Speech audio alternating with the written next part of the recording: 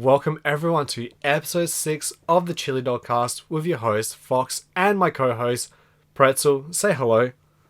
Hi, how's it going, Fox? I'm How are doing you well. today? Yeah, I'm doing well. Is it getting cold? Is it getting cold there now? Or warm there now? Yeah. Wait, hold on. Why are we talking about dumb... No, on this podcast, we don't talk about dumb questions like the weather. We talk about the hot and spicy, because this is the Chilidogcast. And we got some spicy topics, and maybe some idiots to dog. Maybe not today. No, we do have an idiot to dog today. Actually, a community dog today. But anyway, Pretzel, what is on the agenda for today? Oh, we got a lot of news today. A lot of news? There's a surprising amount of news. It's going to be most of the stream. All right. And then we're going to talk about a hot streaming topic, which is also our question of the day. Our question of the day: how do you feel about streamers talking about their numbers? When is it okay, and when does it turn you off? So you can answer in my Discord under Chili Dog Questions, or you can answer in Fox's Discord In the under Chili Dog Big Question. Thank you. So yeah, either or is fine. As we talk about it, feel free to talk about it in chat as well. Absolutely. And was there anything else we're covering? Was that just the 2 or 3? No, that's pretty much it. Shit. All right. We got a lot. There's like a lot of stuff in the news that we can kind of branch off on. All right. So we just get into the news. Just news. Whatever.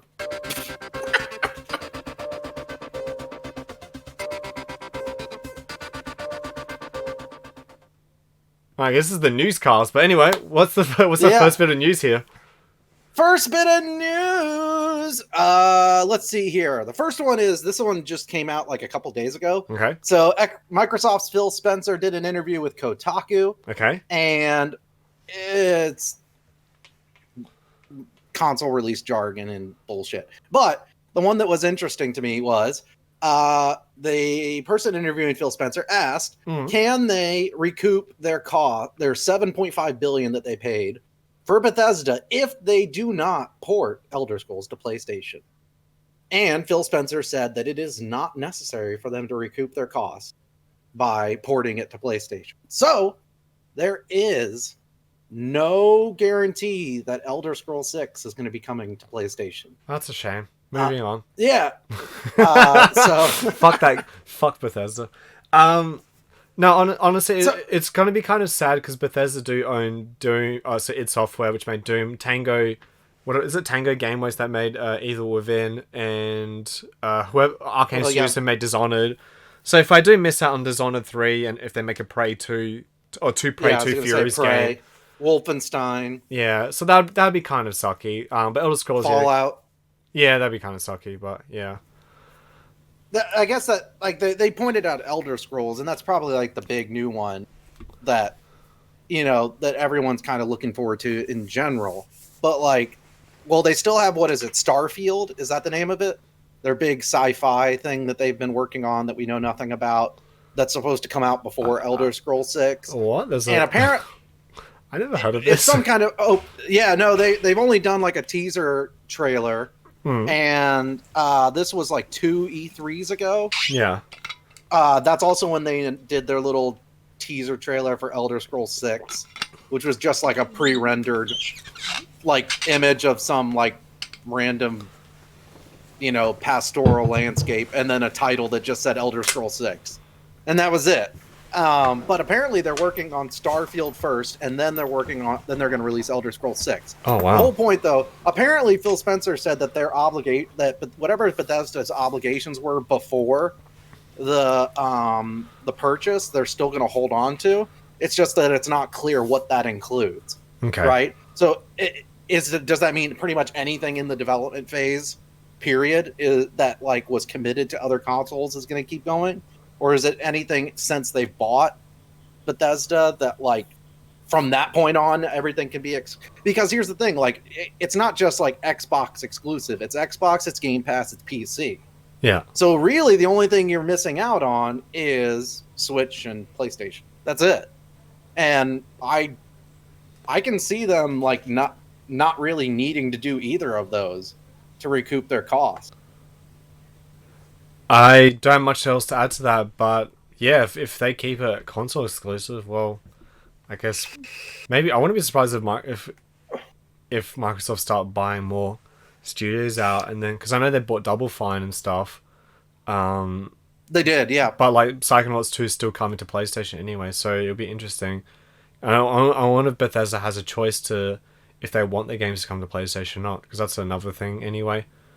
Well, because in the interview he also said like, and this is all just lip service. Yeah. But he basically said, "Oh, we didn't buy this company in order to prevent people from getting games, or to like, close the market off to certain people." And it's like, okay, console exclusives are a thing for a reason, right? Yeah. But the thing is, like, I guess, like, companies don't make money off of consoles. They pretty much, more often than not, they only make like 10% at most of whatever the retail price of it is, because they're basically just selling the system so they can sell the games and the services later. Yeah, correct. Like, I don't. How many? I would be interested to know if there's like any consoles that because like I said, like the console is just a vehicle to sell what they really want to sell, and so like the idea that like, oh, we're going to keep these console exclusives so we can sell more consoles.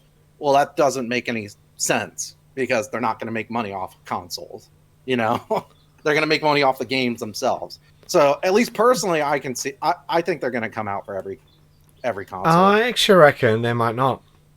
You don't think so? No, or we'll find out anyway. But like, because actually, a lot of people are bringing up Game Pass, and that's the thing that actually kind of puts a twist on this.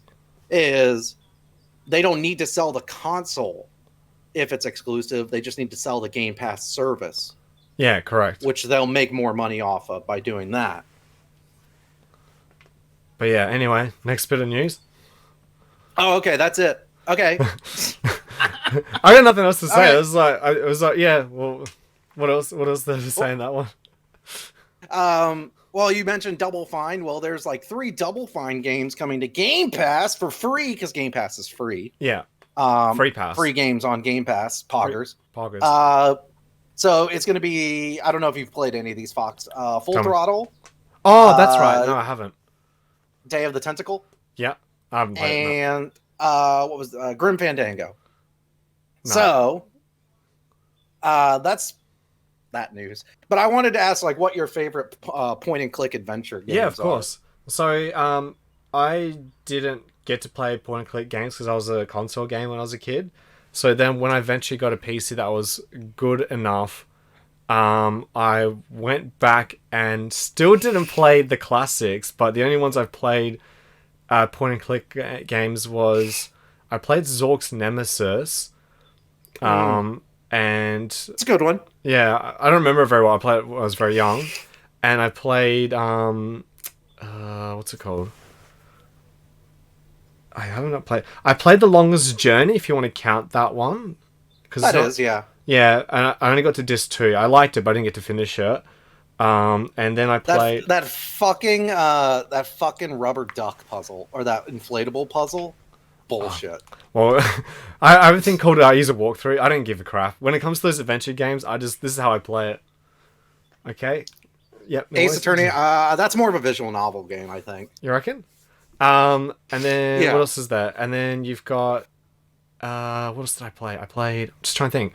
I played the X-Files game on PS1. I got to disc 2 on that one, but I didn't get to finish it. I got stuck on a puzzle. I just couldn't get through it. And then I had lots of people are mentioning Monkey Island. Yeah, I know. Everyone's just objecting. Everyone's just talking about Monkey Island.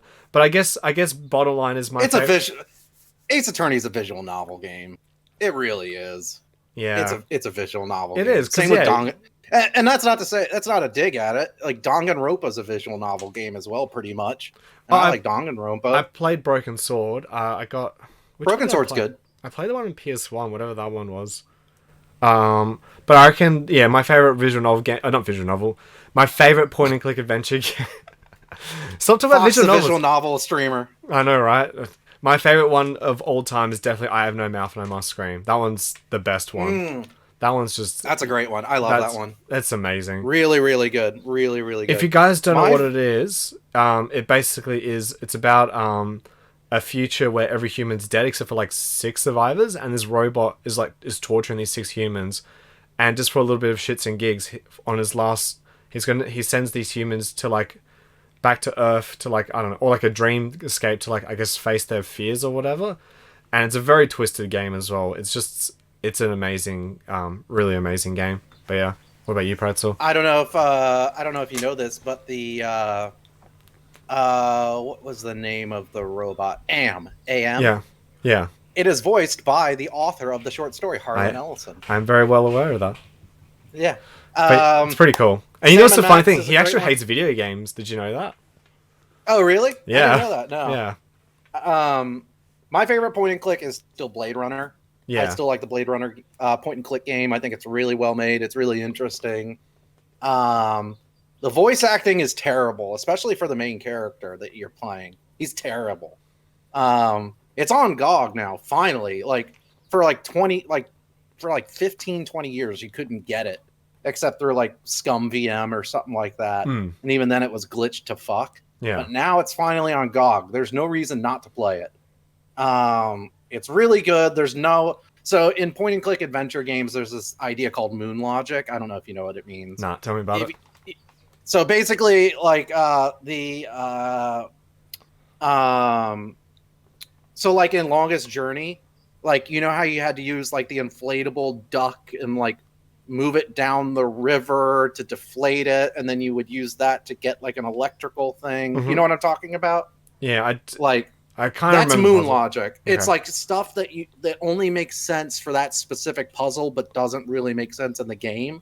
Like it basically like that you have to, if you have to just resort to like rub items on other items, that's moon logic. So, okay. Another big one is it was in, I think, Gabriel Knight, the third game. There's an infamous puzzle where like you have to disguise yourself as someone that has a mustache. In order to do it, you have to like put some glue down in a certain area and then scare a cat so the cat runs into the glue. Then that creates a mustache that you can wear, right? Like that's moon logic. Yeah. So like, and that's like the bane of point and click adventure games is bullshit like that.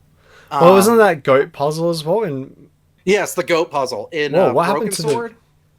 Do you have webcam cut out? Mine did. I see my webcam. Is it back? All right, cool. It's back. All right, good. Phew.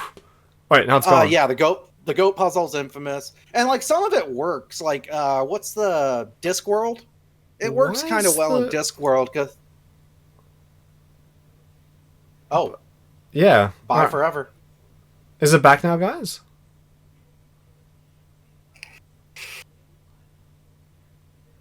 Post keeps vanishing? Yeah, it's back? Okay. Let's continue on. Sorry, Pretzel. I don't know what's going on. I don't know. I don't have anything. Nah. Really. It's something to do with my Streamlabs because because now I'm watching Discord, I'm watching you. Now it's showing up. So I'm just gonna watch you on Discord. And I'll just read the chat off my phone. Okay. Right. I have the chatty up too, but like, yeah. So yeah, Discworld games, moon logic makes sense because that's silly, just ridiculous wizardry bullshit, right? Yeah. But like, yeah, like moon logic is the bane of point and click adventure. So like, my favorite is probably Blade Runner. The other one I really like is the Siberia. I don't know if you ever played Siberia. I've got it on Xbox. Yeah, Siberia is good. It's a little slow, but Siberia is really good. I'm trying to think what other point and clicks I played. Toonstruck is really good. I've never heard of that one. It's Christopher Lloyd is in it. He plays himself, and it's basically almost like a Who Framed Roger Rabbit thing. Christopher Lloyd gets sucked into a cartoon that he's making. That's so cool. It's really, really well done, and there's some fucked up stuff in it. There's some really risque thing in it.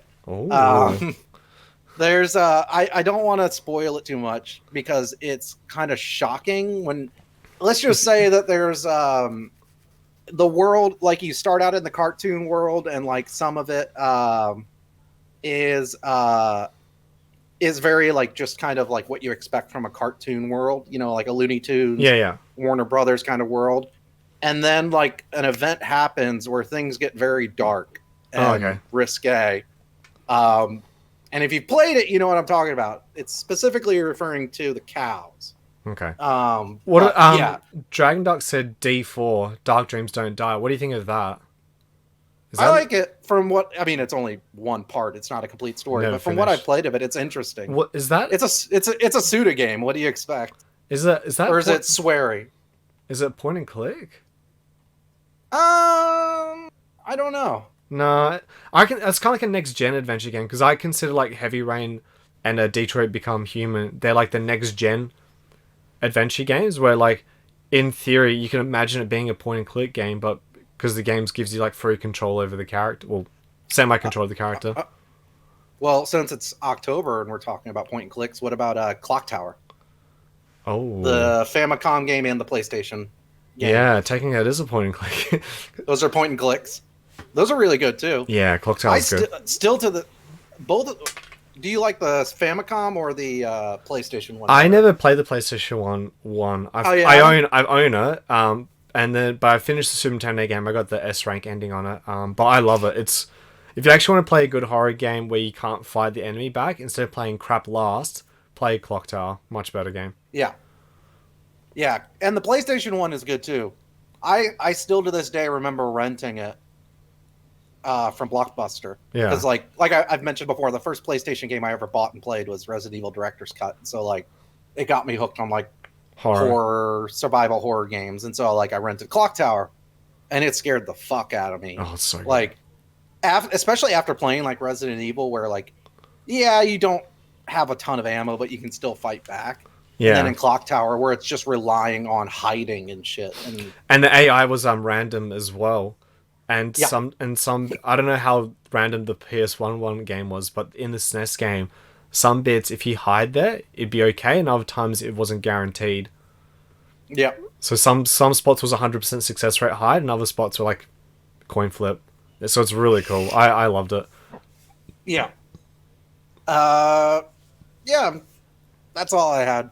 I just wanted to kind of talk about point and clicks because I don't think we've ever talked about them. And like, if you guys don't know, like when I started streaming, like that was kind of the games that I played a lot were point and click adventure games, like old ones.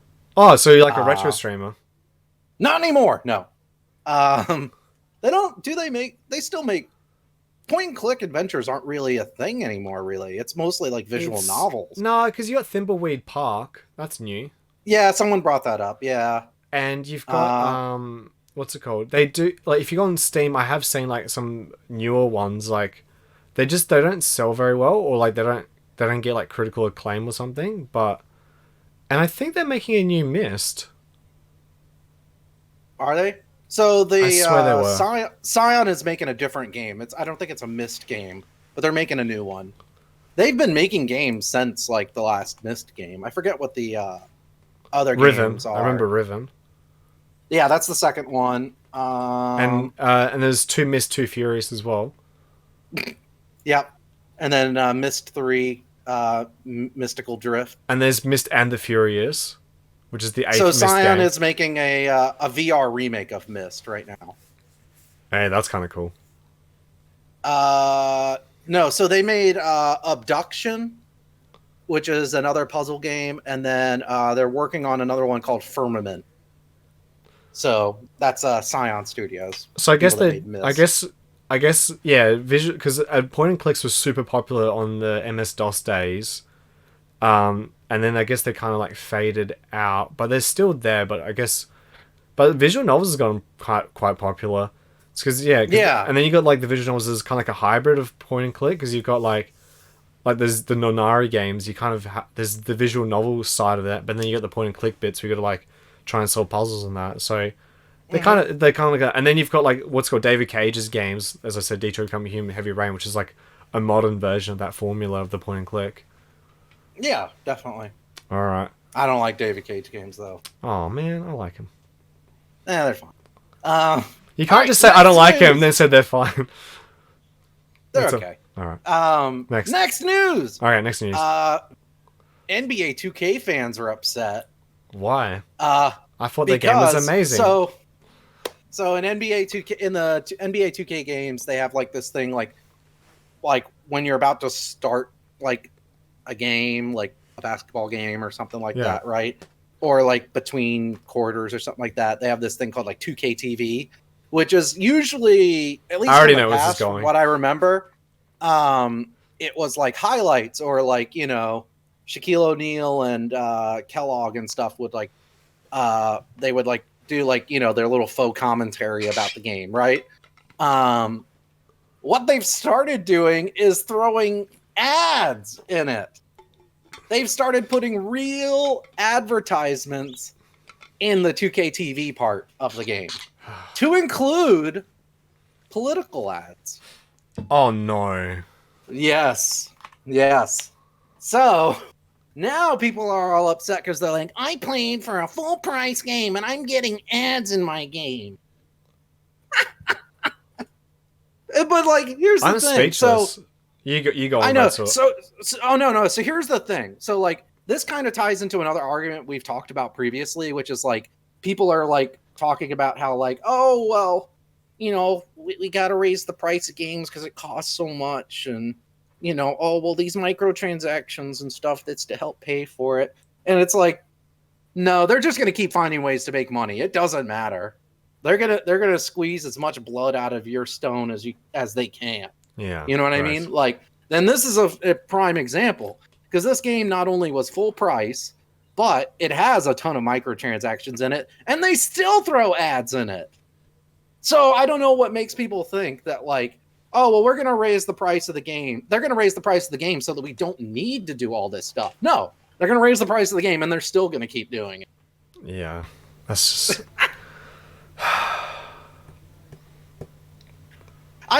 I don't get taking the side of the devs on stuff like this. Like as far as like just like excusing like, oh well, they need to make their money. They need to make their money, so it's okay. No, it's like, Guys, this is why I preach to please stop buying AAA games. Like until they pull their finger out their ass and stop doing shit like this and actually just make the game as best as was possible, stop buying their games. mm-hmm. Buy indie games, buy smaller developer games, and then when AAA games start pulling their finger out their ass and stop doing this bullshit, then we can go buy them again. Higher ups are making these decisions. Oh yeah, of course it is the higher ups. But I'm sure, yeah, it's just dog act, just dogged. I got nothing. Yeah, but yeah. Yeah, but it's not about like who's to blame. It's about like, don't like just. I see a lot of people excusing like, oh well, they need to raise the price of the games because it's just so expensive to make. And then it's like, okay, well, they're gonna write. So you're gonna just excuse raising the price of the game, and then think that they're gonna stop doing all this shit. Like, look at Marvel's Avengers. Did you see that? Like, okay, so this wasn't on the news. So like the PS5 and the next gen Xbox. Yeah. Those versions of Marvel's Avengers got pushed back to 2021. Oh. Those aren't even going to be on release because they just have. There's no late game. They admitted there's no late game in that game. There's no end game content in that game, and like they're just like people paid full price for this game, and there's just nothing in it for them, and they can't even get more than 2,000 concurrent Steam user, and so like people just like they're gonna keep doing this shit. Like it's not gonna stop just because they raise the price on the game.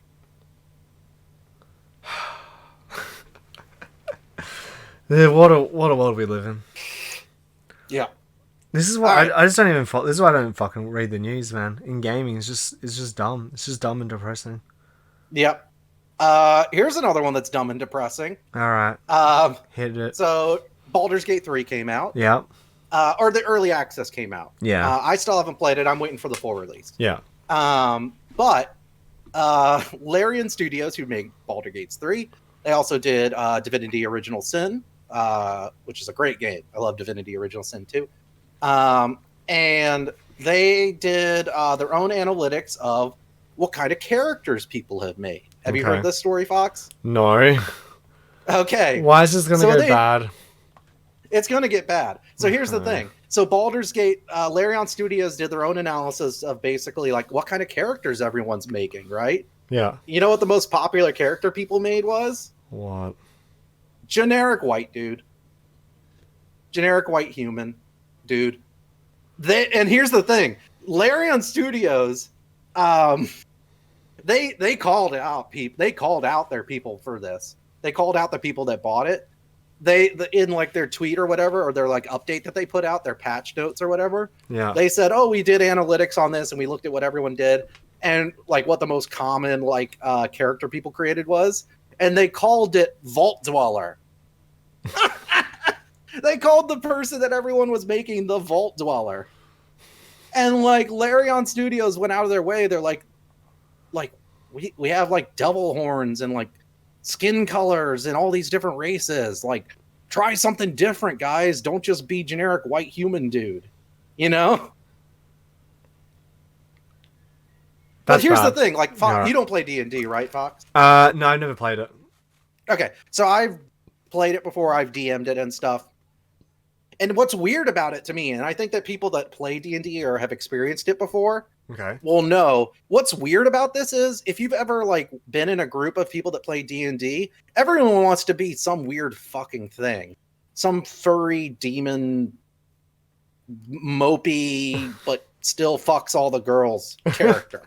You know what I mean? No, but okay.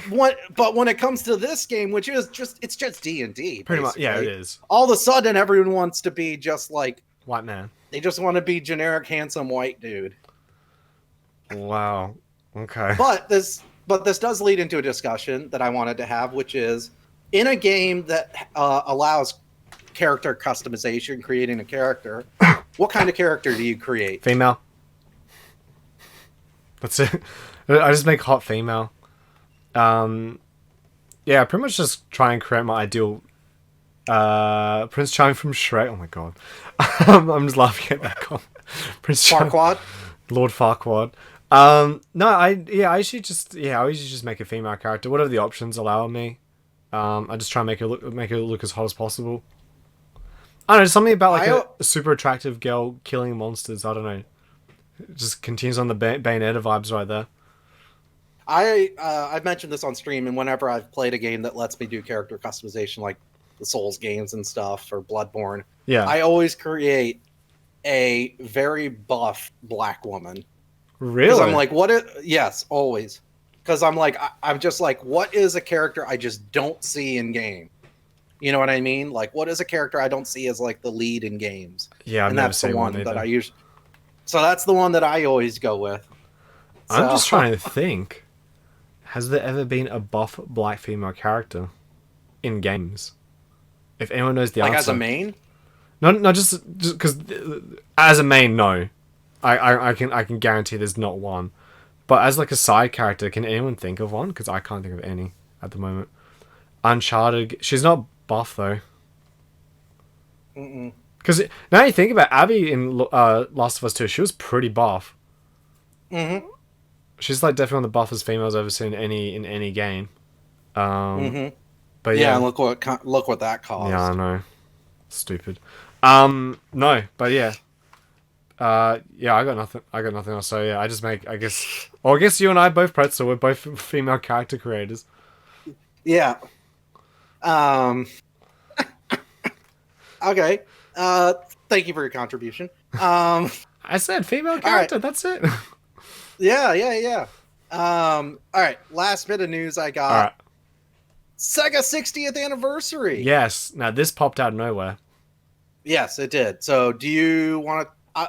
there's only one part of this I really wanted to touch on, but feel free to talk about what you want to when it comes to go this. for it. Oh, no, you go first. All right. Well, one, I think this is cool that Sega's releasing... so basically, a lot of the games are on sale, right? Like hardcore sales. And they've been releasing free games as well. So I don't know what the list is. I'm sure you got the list somewhere in front of you. But we've got that Streets of Rage hybrid with the Yakuza, which is kind of cool. Then they did that Golden Axe, which is that updated beat 'em up of Golden Axe, which got cancelled, which unfortunately there's a bit of controversy behind that. And I assume that's the news you're going to talk about. Yeah, Pretzel? No, that wasn't what I was going to talk about. Oh, so do you not know about? Do you know about it? No, but I read a quick thing that they're going to fix it soon. I think whatever the issue is. Mocha, there you go. Fortune from MGS2. There we go. Buff black female. We got one. Oh yeah, Fortune. Yeah, Fortune. I I really love Fortune. yeah, she's actually like one of my favorite characters in that game. Me too.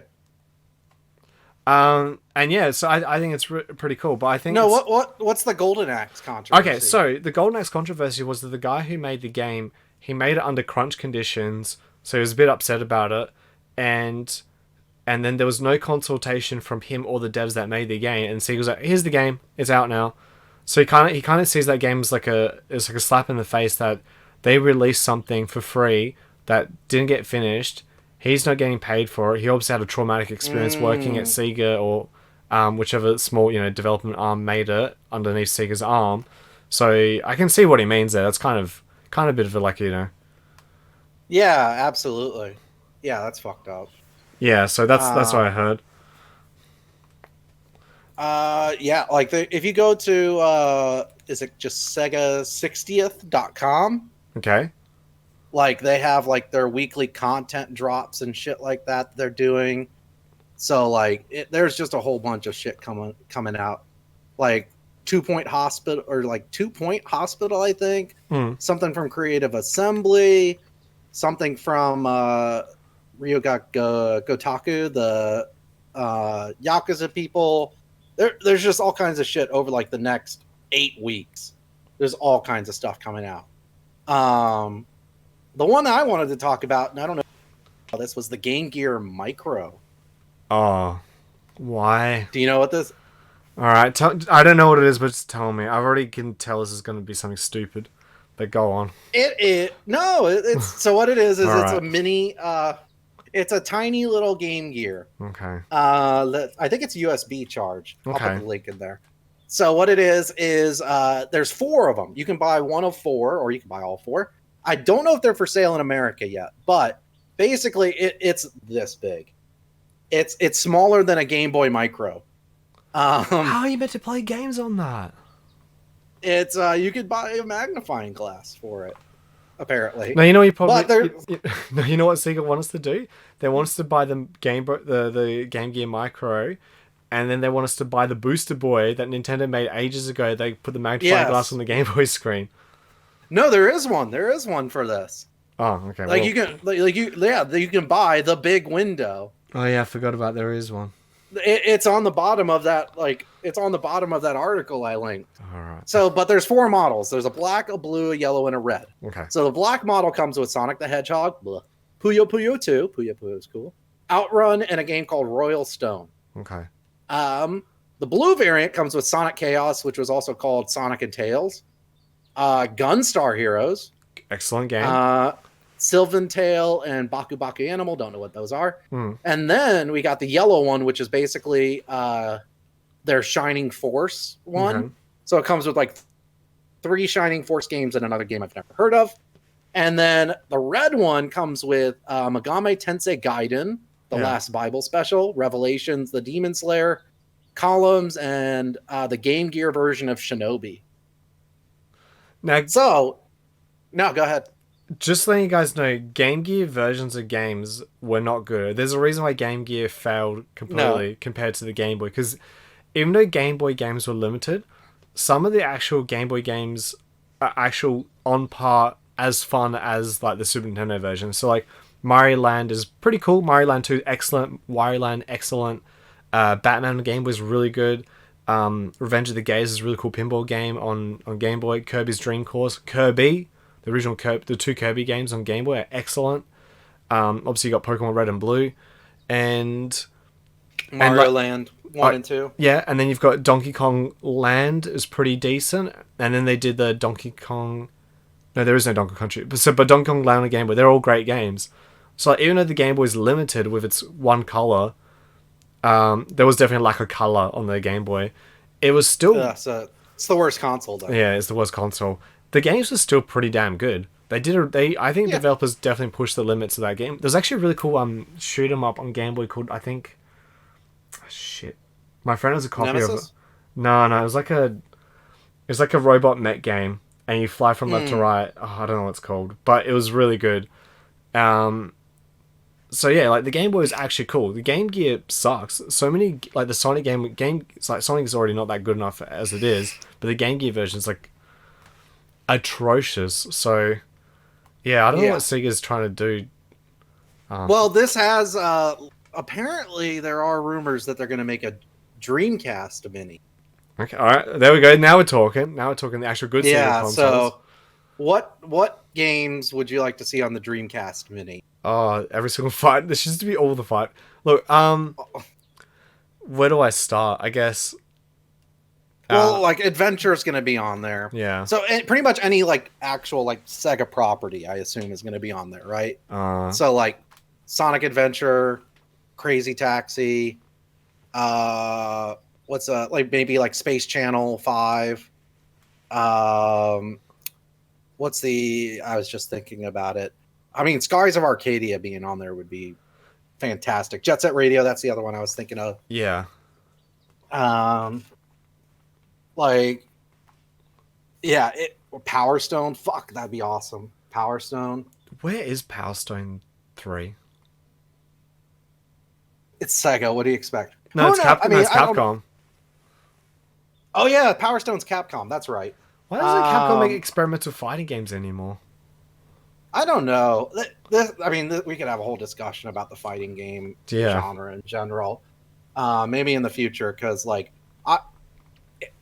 maybe people don't realize this. I love fighting games. Like, I'm not good at them, but I love them. Yeah. And the fighting game scene sucks right now, in my opinion. There's just not a lot of good games.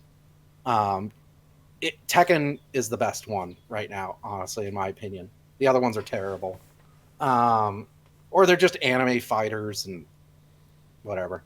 Do you not like Guilty Gear at all? No, not real. I don't like anime fighters. Okay. It just is a lot of like spamming like air combos and shit like that. So I'm not a huge fan of those personally. Oh, you don't like hyper fighters. That's what this guy told me, who's a hardcore fighting fan, that games with like air combos and like bouncing up and down, that's a hyper fighter. Yeah, so like even like Marvel vs. Capcom, I'm not a huge fan of. Guilty Gear, Dragon Ball Fighters, BlazBlue, games like that. Yeah. And Street Fighter V is just, it's garbage in my opinion. I don't think Street Fighter V is that good. Yeah. But that's just, I think that's also a personal opinion of mine because I don't like heavy offensive fighting games. Smash Brothers isn't a fighting game, so it doesn't count. No, it's not one. It's a party game. Let me tell you, every time I go into a friend's house and there's like a Smash Brothers tournament, I walk in there and be like, "Oh, nice party game." Yeah. And they get mad. I've never seen a community get so mad about it. Just let me say this on the record. Smash Brothers was a party game. It's a fun party game. When you play the game, no items, Fox Last Final Destination, you just look like an idiot. Mm-hmm. Like, why can't people play the game with items? No. There's Killer Instinct is out. It's on Xbox and PlayStation. That one's not. Killer Instinct's okay. Do you know who made? I'll tell you the most. Go ahead. All right. Do you know who made the original? So Killer Instinct Season 1. Do you know who made it? The team that made Silent Hill Homecoming. Oh, really? That team? Yeah, and like Killer Instinct Season 1's really good.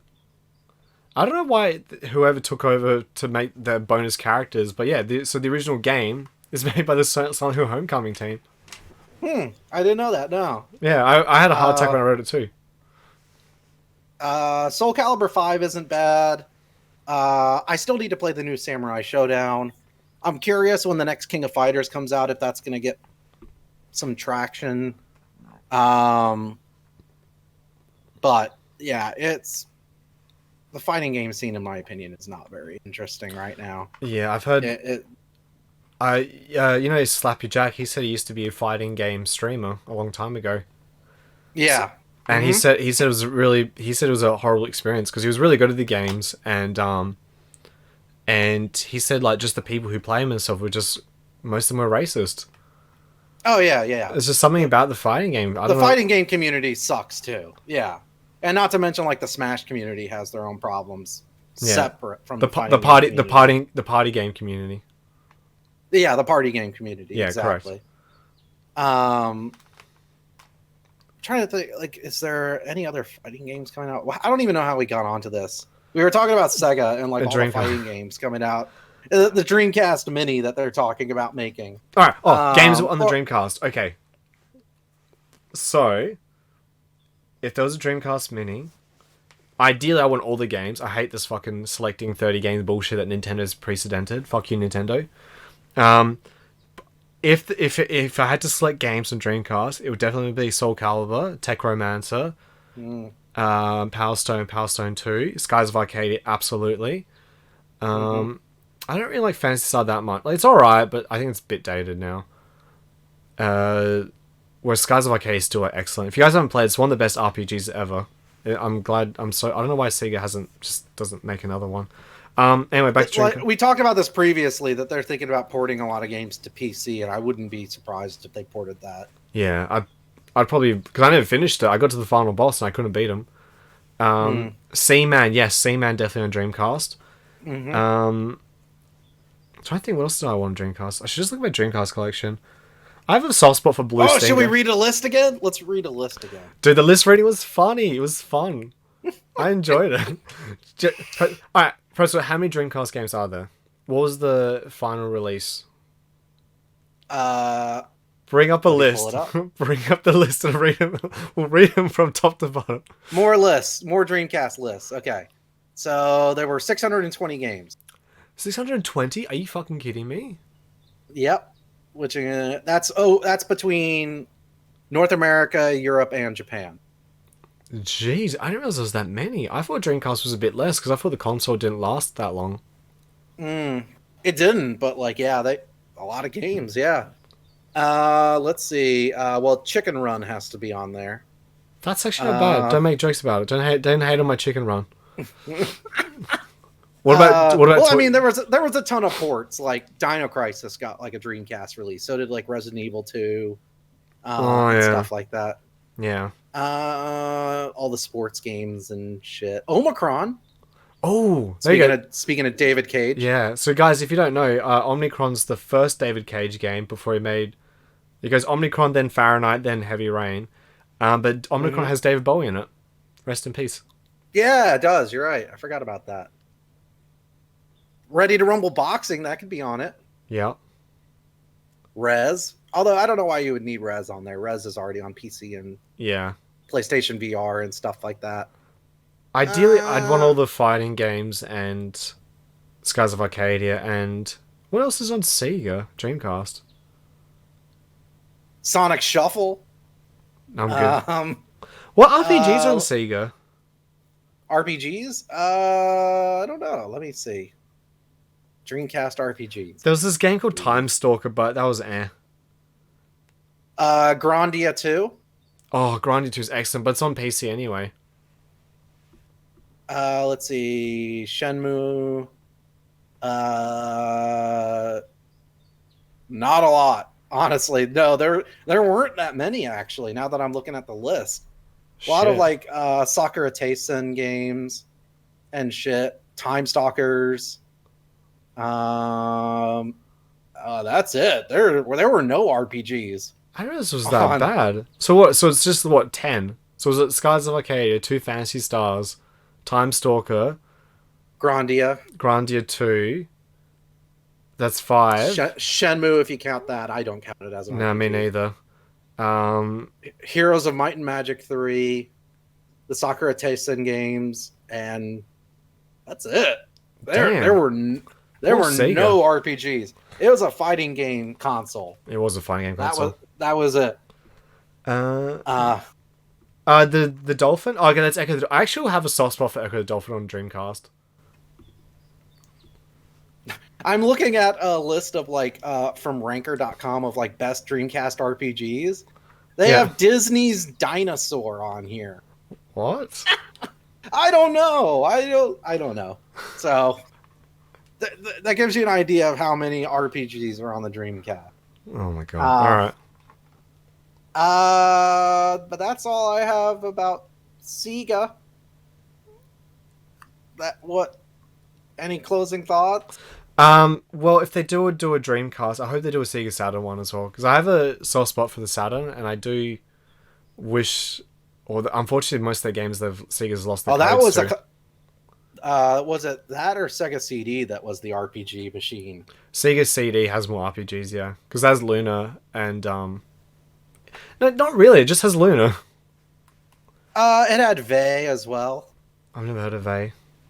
Because I've got a couple of RPGs on Sega Saturn, but like there still doesn't have that many. Because remember, SquareSoft made everything, and so did NX, and they only just focus Snatcher. on Snatcher. Snatcher. But that's a point and click game, isn't it? I guess so. Yeah. There you go, guys. That's another point and click game. Saturn had like the Panzer Dragoon Saga, which we'll never play. Yeah. Magic Knight Ray Earth. Dragon Force. I don't know that game. Shining Force 3, Guardian Heroes, Dark Savior. I'm trying to think what Sega Saturn RPG I had. It was like a top-down action RPG similar to Zelda. You've been waiting for a Nintendo 64 Mini just for Zelda games? It'd be nice if they do a 64 Mini and then someone hacks it so that we could play all 64 games on it. And then if you could just use your own controller as well, because that'd be a nicer experience. Well, especially since Nintendo 64 emulation is awful. Yeah, so if Nintendo can crack it, it'd be nice. Maybe there's a reason why there's no 64 games yet on Switch. Yeah, what kind of N64 games would you want? Like on an N64 Hybrid Heaven. Mini? Because I want to tell people how much better Hybrid Heaven is than fucking half the games that people play on 64. No, honestly, on 64, I would want Hybrid Heaven. You can put all your basic Nintendo games, just go for it. You're going to say it anyway. Definitely Castlevania 64 too, because I actually think that game's good. One day we'll make a YouTube video talking about how good Castlevania 64 is. And the people who don't like it don't get it. They don't get art. What's the other one? Silicon Knight or yeah. Silicon Valley? Oh, yeah, Space Station Silicon Valley. Yep, so that's the game made by Rockstar before they became Rockstar. And then also the game made before that was Body Harvest, which is actually kind of cool. And I was going to say Body Harvest, yeah. Yeah. Winback? Yeah, Operation Winback's pretty sick. But you can play the PS2 version, which is better anyway. Elemental Gimmick Gear. What's that one, Mocha? In terms of release, they won't do it. They put it in my collection using emulator. I know. Blast Corps, yeah. You can play Blast Corps on Rare Replay though. Or I guess Nintendo had all the best. When the fuck is Rare? It's Microsoft, get Rare Replay on Switch. Get that shit on Switch. Everything needs to be on the Switch. You sound like a Switch fanboy now. No, but it's like, well, they're not going to put it on PlayStation. But like, what console does Rare Replay fit better on than the Switch? Like, being able to play like Conquer, Banjo-Kazooie, and all that shit, like on the Switch, I don't know. It makes sense to me, like, to put it on the Switch. Yeah, but has Rare done anything on other consoles, or have they been pure Microsoft ever since Microsoft bought them? Oh, it's been pure Microsoft. So maybe maybe it's a precursor to Bethesda as well. It might be, yeah, but like I just don't see, like, they must have the reasons for not doing it. But like I think Microsoft would make a lot of money if they put Rare Replay on Switch. You could charge full price for that shit too. Like, people would snatch it up. I would snatch it. Yeah. What are you drinking, by the way, Professor? What is that? It is just water. Just water. Okay. It's in a little carton, so it's environmentally safe. Huh. I've never seen water. That's an American thing right there. I've never seen water in a carton before.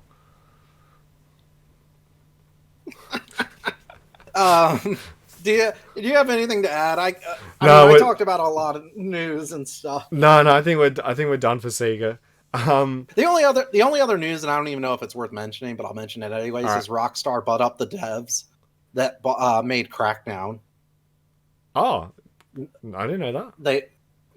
So Crackdown sucks though. Fuck Crackdown. Everyone's like, "Oh, Crackdown's so great. Crackdown's so great." I played I played both of them when they came out. I hated them. Yeah, I hated Crackdown. Yeah, they weren't that special. Like, the jumping's kind of cool, and I guess the player progression's kind of cool. That when you collect stuff, you get stronger and stronger. But it's been done better. Yeah, though. I know, that's the issue. That's the problem with these, and this is not just Crackdown in general. This is the problem with nostalgia. Is people think that these old games are better. Some of them are, but a lot of them have been improved and become like people have like got the original game and then made a better game out of it. So obviously, I know you don't like Shenmue, but that's one right there. They made Yakuza similar to that, and Yakuza's a much better game for it. Mm-hmm. So yeah, it is. So I swear that it's in games, and this happens in film and shit too, where it feels like people bandwagon behind a game because they want to feel like they appreciate an underrated classic kind of thing. And I feel like people do that shit with Crackdown. I'm sure you can think of games like that where people like all of a sudden, like out of nowhere, rally behind a game as like an underappreciated classic or some shit. Yeah, Nintendo fans do that all the time with fucking Zelda. Wind Waker looks stupid, childish graphics. Next year, underrated classic. Yeah, exactly. There you go. Now everyone's all tits up about fucking Wind Waker. And you and I remember when Wind Waker came out, I was defending the game. I was like, this game looks really cool. I can't wait to play it. And I remember when I had a GameCube, like, not many people even played it. They were just like, I'm not playing it. It looks childish for babies. Yeah. And I remember playing Wind Waker. This game's really cool except for the sailing. And the dungeons are too easy. And like the game was pretty cool. And then eventually later people were like, oh, now it's an underrated classic. It's my favorite game ever. I was like, what happened? Bottom line is, don't listen to Nintendo fans. Mocha's calling us a boomer, even though Mocha has a landline telephone and 2 VCRs. Yeah. Sounds like a boomer to me. I've even seen some people starting to like do the same thing with like Skyward Sword, where like they're trying to like retroactively claim like that it was a great Zelda game and it's underappreciated and shit. And it's like, I mean, there's instances where like initial impressions aren't good, obviously, right? And people just didn't like, and over time we kind of appreciate it more, right? But like they're definitely like Crackdown is not one of them, guys. No, Crackdown sucks. Go back and Crackdown sucks. Go back and play Crackdown. It's terrible. It's awful. It's not that special. It's what's wrong? It's just dull and boring, isn't it? Yeah, and like I said, it's been done better. Like Prototype did it better. Like Saints Row did it better. Yeah, I still like Saints Row 1 and 2. I actually prefer 1 and 2 more than 3 and 4. Which was the superhero one? 3 was kind of, and then 4 was just like, we don't give a shit now. And 4, I really liked 4. Yeah. I really had a lot of fun with 4. It's just so over the top and dumb, but like it was fun to traverse around and shit. Yeah. I know. That's... I told you I had a lot of news. There was a lot more news than I thought. Yeah, we milked this news. Don't worry. Oh, we did it. How are we going for time, Pretzel? We've been going for about an hour now. Damn, that was so much news. All right, I know. I guess we're going to streamer topics now. Or was it a question of the day? Hot streamer topics. Streamer topics. All right, now guys, forgive me because now I can't. So there's something wrong with my thing. All right. Anyway, we'll do the stream intros. And then we'll get started.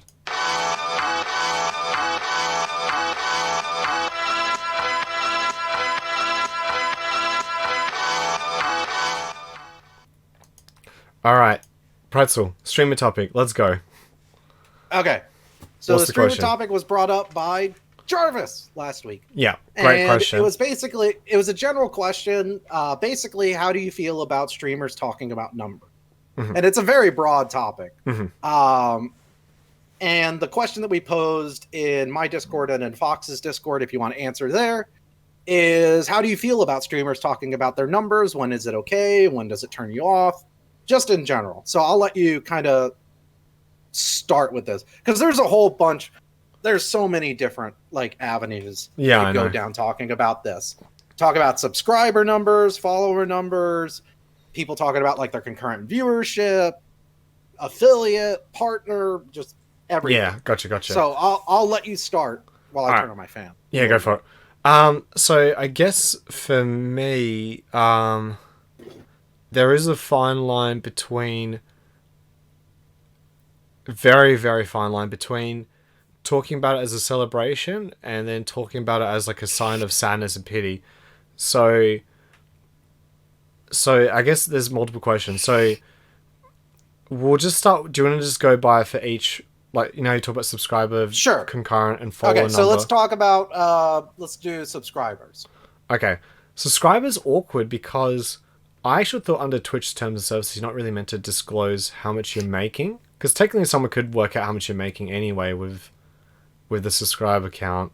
But then you got bits in as well, so it doesn't factor in that. Yeah. But then people have like huge subscriber goals and stuff, or sometimes people have their Streamlabs hooked up so that automatically shows you how many subs they have. Now, in regards to sub number, I don't care. I'm pretty transparent with my sub number. If you guys want to ask me, you can ask me right now. I'll tell you how many subs I've got. For me, it doesn't bother me the streamer brings it up.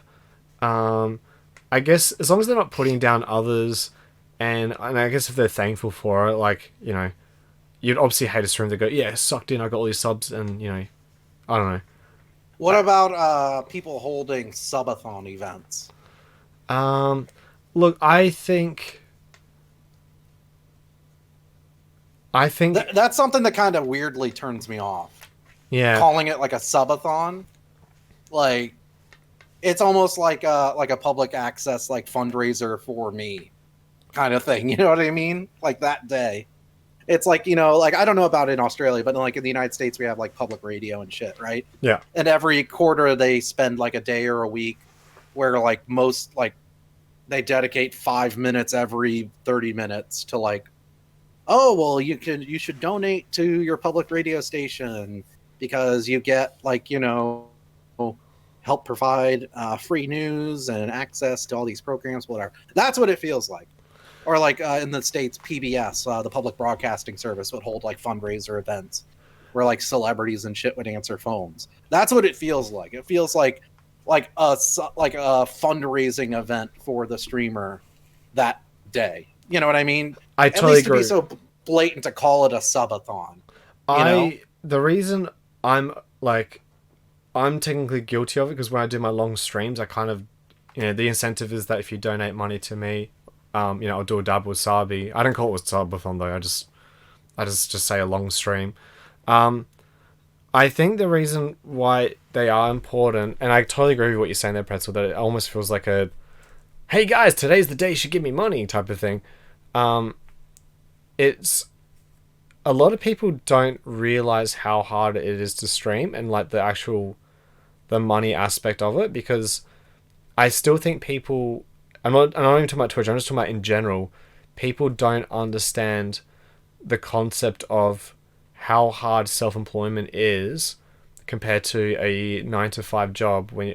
So in Australia it's called pay-as-you-go job, so that you get paid for your hours.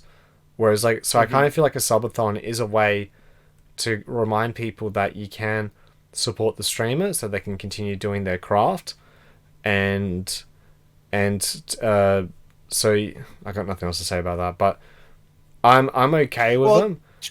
Just to give people an idea of like how much it takes to be sustainable on this platform. Like I was reading an article in the Baltimore Sun. They interviewed someone who was doing it was basically kind of about like how the pandemic has helped like with certain Twitch streamers. Like they found a Twitch streamer in the Maryland area and interviewed him and stuff like that. And he admitted, no, it wasn't me. Was it the girl I have a crush on? Was it the girl I have a crush on? No, it's not me. It's not her either. Okay. I'll see if I can find the exact article because he mentions exactly. Yes. Just give me a second, Pretzel. We just got raided. I just got to say thank you. Fandle, thank you so much for that raid there. Thank you so much. I didn't know you were streaming this time. How you doing today? Welcome, Starless. Welcome, Rishka, and that's a hard name to say. Rishka Angraboda. And Fennel, thank you so much for that raid there. We are on a podcast at the moment, so you're more than welcome to join. I don't have any alerts set up or anything. And happy birthday, Fennel, as well. Happy birthday, Fennel. And I'll just do a quick intro, I guess. Hey guys, my name is Fox Plays, in case you don't know me. Today we actually do a podcast on Sundays, but normally I'm a Rise stream that focuses on getting 100% completions on the PS4. And right now, well, we're doing a podcast. I have to keep the intro short. It's not my birthday. It is your birthday, Fennel. Happy birthday. Happy birthday. So the article that I read is, and I'll just go ahead and link it in the chat in case anyone wants to read it. Anyone from Fennel's raid as well? We do have the big question, which is, can you reword it again, Pretzel? You've got it in front of you. Sorry. Yes, I can. It's, how do you feel about streamers talking about their numbers? When is it okay and when does it turn you off? So just to give you guys an idea of what it takes to be sustainable as a Twitch streamer. So in this article, this person admits that they have 500 subscribers right now. Okay, that's which pretty is good. A lot. That's pretty good. Yeah. But he needs 1,500 to 2,000 to make himself, to be able to support himself doing it full time. Fuck. That gives you an idea of how much it takes. So, I think I've done the mathematics, and I need, what was it? I think it's 1,000, about 1,100, 1,200 if it's just subs to be able to quit my job. Mm-hmm. And I've gotten a quarter of the way there a couple of times, but yeah, I need to times that by 4, man. And I can't see that happening soon. Here's the thing, like, gift subs help, but it's the recurring. Correct. It's the people that are choosing, like, I will go out of my way to recur a sub every month. You know, that's where that's the important number. Yeah. And that's not to say gift subs aren't helpful and aren't important, but it's like, it's the ones that are consistent every month that you can kind of rely on. Yeah. So yeah, like we're talking, if you're just joining, we were talking about like the idea of subathons, and it's just, it feels weird. Like and I get like there's ways of rewarding your, there's ways of rewarding and giving back to your community, for like meeting goals and stuff like that. So like I have a donation goal. All of the money that I get for my donations goes straight to a savings account so that I can get a new PC in the future. Yeah. But like once we hit milestones and stuff, I try to give back. So like I did the Sonic cosplay stream. Amazing idea. Yeah, and when we get the next one, it'll be you and I doing a Mario Luigi Chilidogcast. What? I didn't agree to that. What? Don't worry, guys. It's happening. Just relax, people. Relax. It will happen, yes. Once I meet my goal as well. But it's I don't know, like there is the kind of psychology of if people see like, oh well, you're only 10 away from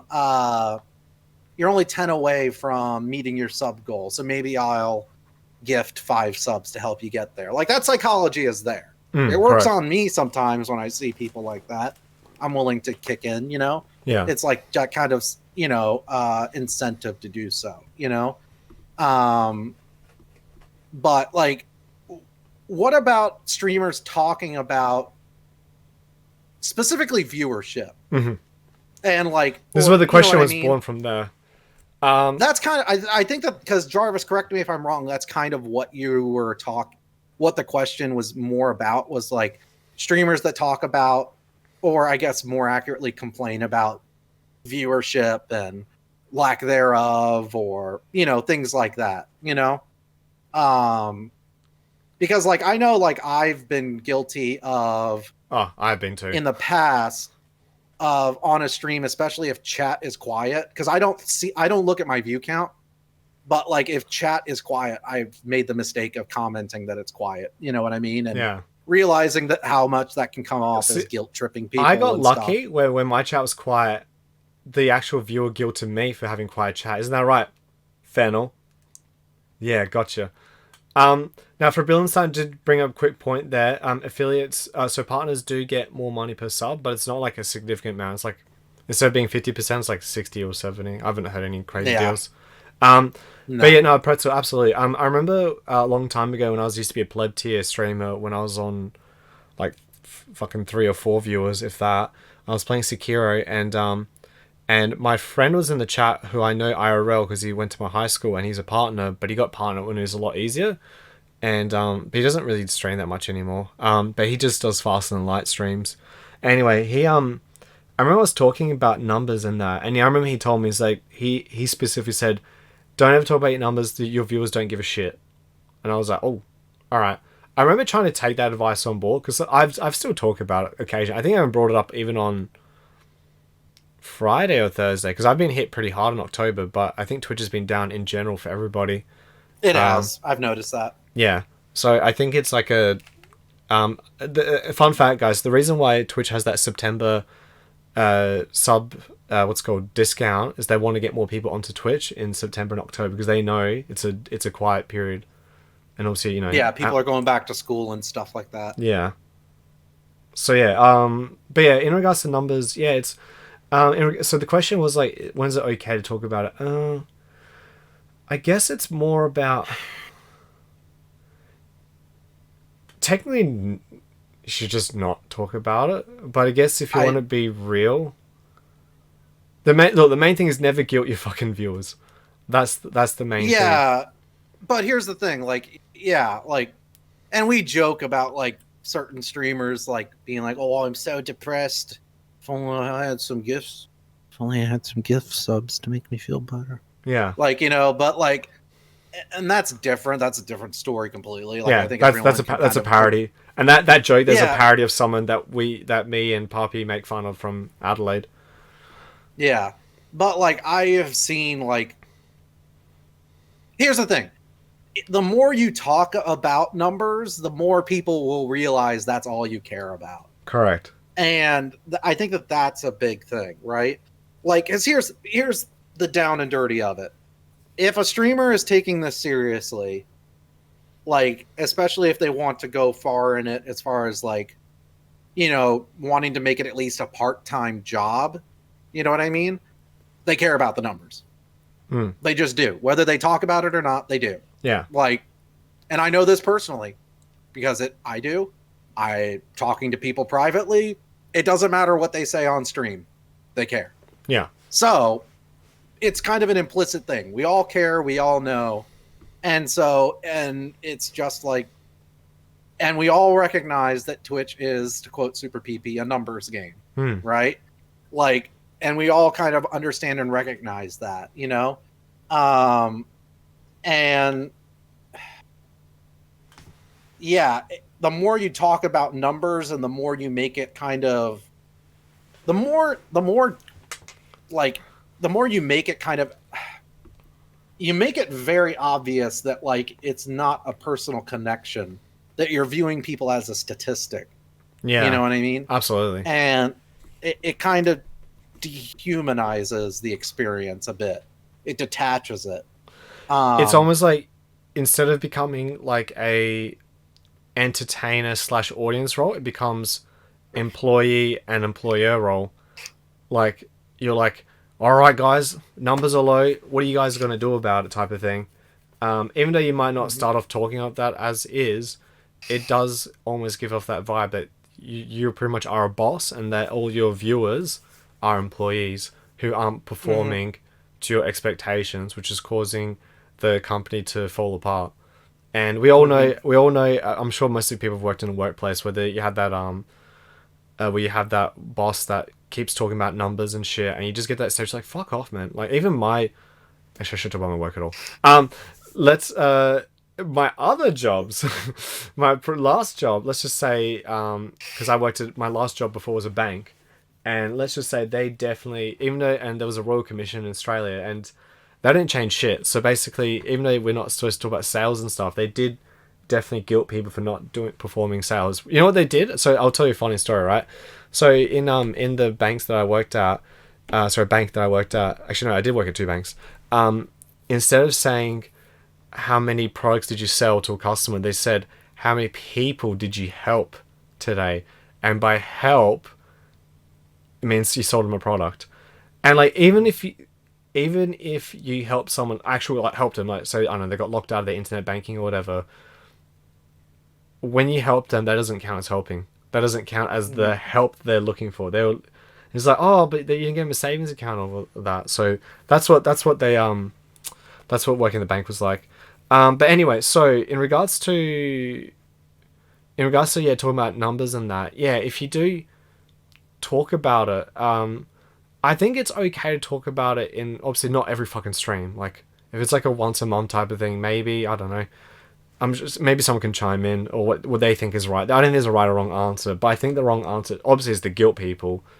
That's the So Fox, I know that like, and sometimes you'll talk about like on your stream, like, oh, this has been a slow week and stuff like that. Or how do you feel about that? Is it something that you try not to talk about? Is it? I try not to. I try not to talk about, but I guess because I'm such a truthful person, it's hard for me to hide some truths sometimes. Ideally, I should just not talk about it at all, just in general. Yeah. Because yeah, I don't know. I'm trying not to ever talk about it ever. Like even if I'm having a bad week or a good week, it doesn't matter.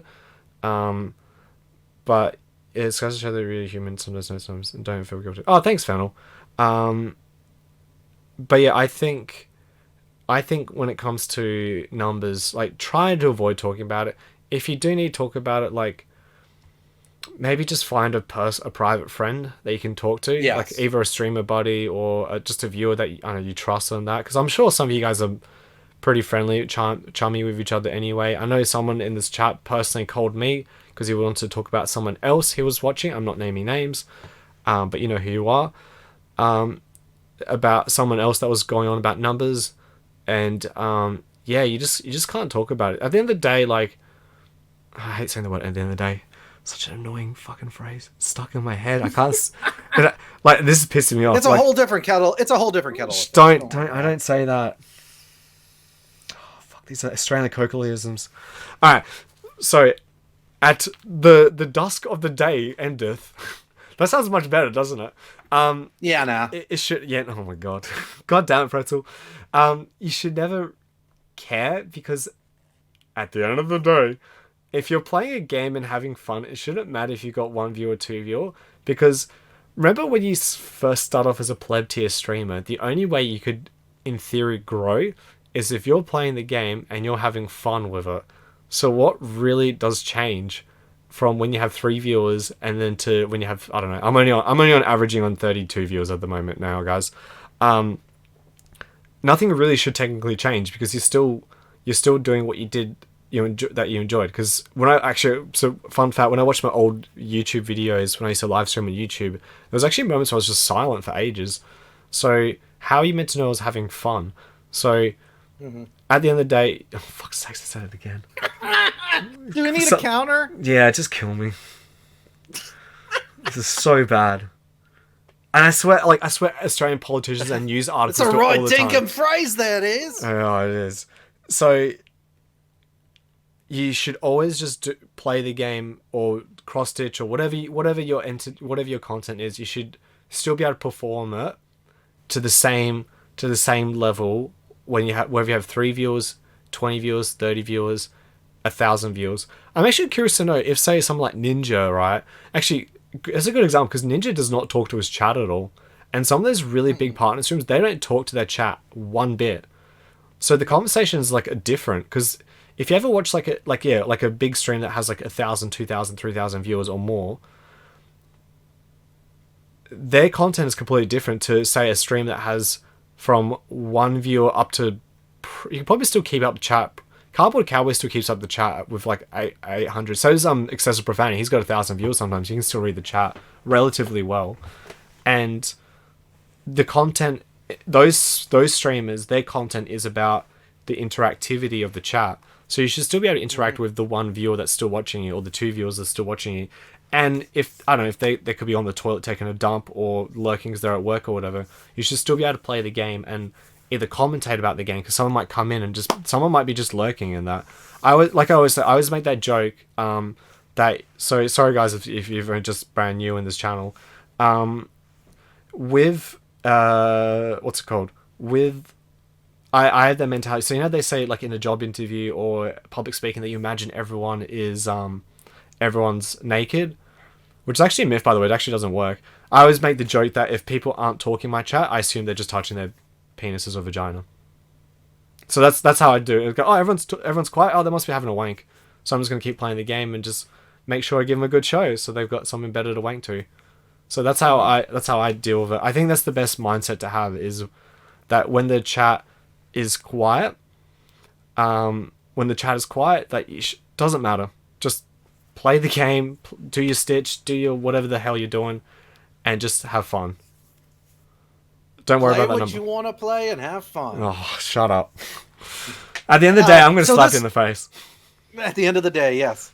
So one of the things I wanted to bring up, because I talked to someone privately about this that was going to stream, and the advice I gave them was like, what I talked to them about, or kind of warned.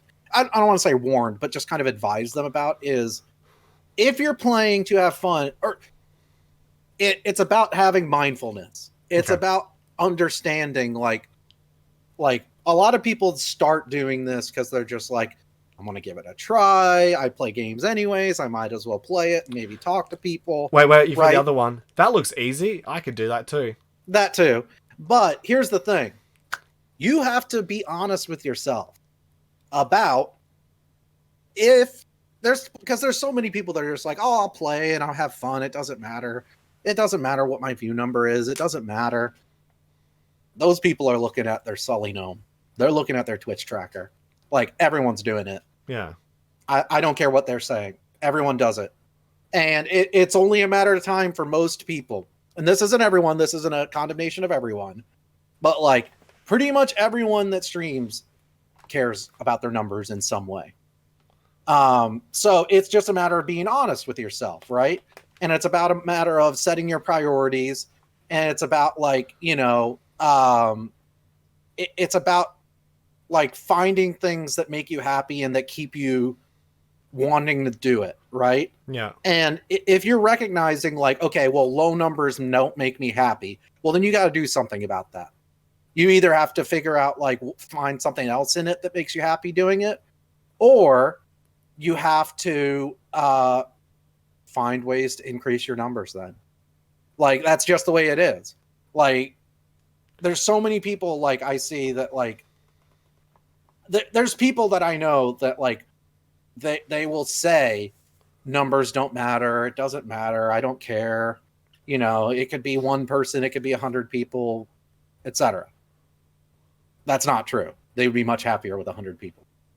Yeah. They would be much, much happier with 100 people. This goes much, much happier to the reason of, so you always need to focus on your why, because if you don't have if your why is not big enough, then the whats and the hows and the ifs and the whats will interfere with your vision. So, like, the reason why I stream is because I just genuinely am sick of the gaming market being controlled by these big companies, and I want to show people that there's better games out there from small independent companies.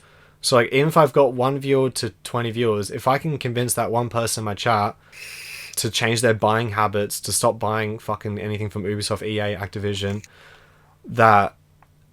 and to try something different from another company, that's my goal there. That's my vision. So that's my why. So, of course, I'd love to have, man, if I could change the market completely and get people to stop buying them outright until they pull their finger out their arse, that'd be awesome. But until then, because even when I have, like, a stream with, like, 20 people, and I've had, like, bad streams like that recently, but there's always that one person like, wow, this game's actually really cool. Thanks for showing this to me. I'm going to give it a try. I've still technically finished my actual vision, which is my actual real why there. So that's why it's really important. The why is the most important thing ever. Everyone starts with a goal or a vision, but if your why is just to make money, to be easy, well, you're not going to be making money anyway, because why? Like, you need to work it out. And, like, any successful entrepreneur, business person, business owner will all tell you the same thing, that the why is the most important thing ever. I don't know about you, Fox. Even like, you're more successful and you make more money than I do. Yeah. When it comes to this, like, at least even for me, like, at this point, like, the money that I make from doing it is just to keep doing it. That's pretty much what the money is going to right now.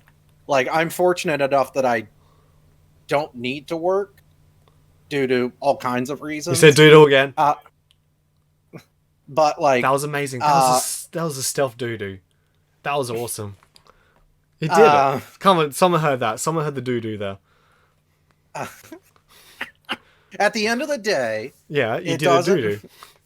At the end of the day, do what you want to do. Do. Okay.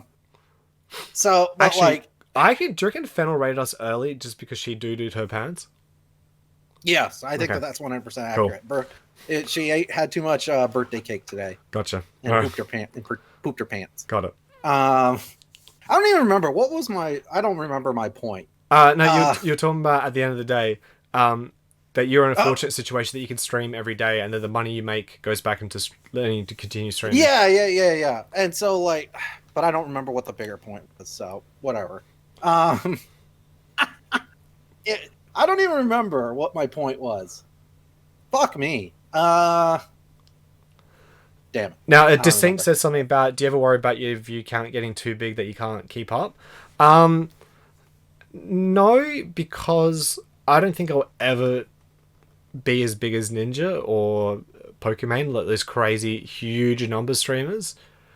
Because just the way my content is, it just wouldn't work in that grand scheme thing. I don't until Twitch viewership, like, I think, how many people actually go on Twitch? Like, is there a number? Like, what's the actual, like, I'll look it up. The concurrent viewership? Because you're only going to take a small percentage of that until 3 billion people are watching Twitch. I don't think you'll only get like this handful of streams that have like the 10k, 5k viewers. But no, I'm not too stressed about it. As of 2019, this time it was 1.05 million average. That's fuck all people. That's it's not a lot. No, that is not a lot at all. That's not even 10% of the population of Australia. Well, that's not enough people saying at the end of the day they're going to go on Twitch and watch it. Mm-hmm. So no, I'm not too nervous about that. I think I can still keep up. Like, I've seen excessive profanity still read the chat with 1,000 views. Like, because think about this, guys. 1,000 people aren't going to be talking at the same time, and usually people write a big paragraph and usually go, all right, that paragraph looks like something interesting, and some people might just write poggers. So like, are you not going to read out? You're not going to read out poggers, are you? Unless the poggers starts off with either Game Pass poggers, which is correct use of the word Game Pass, or if someone says, just got done streaming Cuphead, got hella follows, poggers, then you'd read that out. Or if they spam their emote and they're like, oh, I just got these approved, I wanted to see what they look like. Yeah. Or the people, you know what, actually, I want to talk about this. People who you could tell they're a streamer and they only use their emotes exclusively. No, there's I don't want to call people out. They're not in my chat right now, but there's one person, and every time I see him say hello to people, he always uses his emote. I'm like, okay, do you want to use someone else's emote? Or like just another emote, please? Yeah, Ink Slime, your emotes are adorable. But yeah, come on. Yeah, I know. Ink Slime's in the chat. His emotes are so cute. I subbed to him just for his emotes. I love his emotes, and I love Ink. Yeah, he's a good person. But yeah, like I don't even use my emotes exclusive. I use Slappy Jack's sweaty slappy face way more than my own emotes. And I do too. And like same with Poppy's hypers.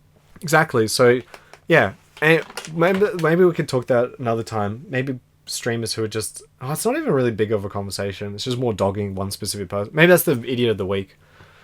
Use Melon. That's why on my stream I've started like there's periods in my stream where I'll joke like, okay, no cross promoting, no using other people's emotes, and like I'll just like delete comments if people use other people's emotes, just like as a joke. But like I don't like, except for like I have like some exceptions like Leah, Slappy, and Mocha. That's it. I think that's it. I don't even remember. I can't keep track. And then I'll just delete people's comments if they try to cross, because I'll be like, oh, stop cross promoting other people's streams in my chat by using their emotes. What Psycho is there? You've got, that's mine. I don't know who that one is. That's that cat. That cat looks familiar. I forgot who it is. There's Duo. There's Ribs. There's a Rico. Rico. That's right. There's a Game Tracks. That's Newfie Monkey. Mocha. Slappy. I don't know who the dark. Oh, Gemini Tiger. I know the last one's Puppy. I don't know who the second last one is. I So don't even know what that is. yeah, I can't tell. It's a penguin with its arms crossed. That's kind of cool, actually. But yeah. So anyway, so back to the numbers. Yeah, don't talk about it, don't guilt your viewers. That it? Yeah. I guess it's like, go back to what I was talking about. Like, just be honest with yourself if you're a streamer. Like, if you care about the numbers, just admit to yourself you care about them. Yeah. And do something about them if the numbers aren't making you happy. Like, you aren't doing yourself any favors if you... It's one thing to tell your viewers, like, oh, the numbers don't really matter, whatever. It's another thing to, like, in a moment of self-reflection, like, you honestly feel like the numbers matter, but then you're trying to tell yourself that it doesn't matter. Like, you're just lying to yourself. Like, be honest with yourself and act on that honesty, you know? So that's all I have. Like, I'm trying to think of examples. Like, there are definitely have been examples of people that I have seen that, like, again, without naming names, people probably know, but like, it just is very obvious all they care about is numbers. Yeah. And all of their actions are determined by numbers. Like, yeah. And it doesn't matter what they say. You know what I mean? Like, you can tell by viewers, you guys know, you can tell when someone cares about their... Yeah. Well, and it doesn't have to be as explicit as saying, like, you know... Oh, yeah, my numbers are a little bit low. Yeah, it doesn't have to be that explicit. Huh. You can tell through their actions. You can tell, like, they stopped playing a game now because people weren't watching it as much. You know what I mean? Or... So, Pretz, you know what I mean? have you ever stopped a game because the numbers were shit? Because the numbers are shit? No, but I have... It has been a factor. So, like, Resident Evil 6, I haven't gone back to. Mostly because chat activity was low. It wasn't necessarily numbers were low. It was more just like I noticed not a lot of people talking while I was playing it. That's usually what I go off of, is more chat activity than numbers themselves. So, like, because when numbers, it's a long-term thing. I've seen so many people get upset, like, oh, the past week my numbers have been low. The past 2 weeks my numbers have been low. And you guys have to realize, look at your 90-day. Look at your 30-day. Oh, yeah, okay. Good point. Let me talk about that quickly. So, never ever look at your fucking daily viewers. Because no business operates day to day. Or if they do, they're a shit business. So, when you're trying to lose weight, you don't go on the scale every day. That's fucking stupid. You need to measure every single part of your body once a week, and then compare yourself probably once a week, once every 2 weeks, once every 3 weeks, something like that. And that applies to every fucking thing, every business metric, because you can have a bad day, you can have a bad week, but maybe the month was actually pretty sick. So I was trying to remember that. If I'm having a bad week, I go, look, maybe my numbers are a bit low, and I think October there has been a lot less viewers on Twitch. But at the end of the day, I've had pretty good in regards to donations and subs and that. So I was like, well, so maybe Twitch is not counting lurkers. Maybe there's just a lot less people watching. That's fine. But like, it doesn't matter. Like, I'm still enjoying the journey. Because remember, what's that stupid phrase they always say? It's the journey, not the destination. So, Yeah. And like, imagine this. All right, here's another question you should always ask yourself. All right. For example, say right now I'm complaining. Right now my numbers are low. What happens if this time next year I've got 500 viewers? Mm-hmm. Would I look back at this moment and be like, "What an idiot! Why was I complaining?" Yeah. Because you never know what could happen. Mm-hmm. Yeah. Dragon Dark asked, is chat the most important factor for you guys? It is for me. Active chat activity more than anything. As far as like when I'm actually streaming, like in the moment in streaming, like when I'm actually live during that like kind of like instantaneous moment to moment. That's what's most important for me. Is are people talking? Am I getting interaction? That's what's most important. Yeah. And more often than not, I will stop playing a game, like I said, not due to viewer numbers, but more of like, does this game inhibit interaction with chat? That's why I don't play too many story-based games or heavy narrative-based games.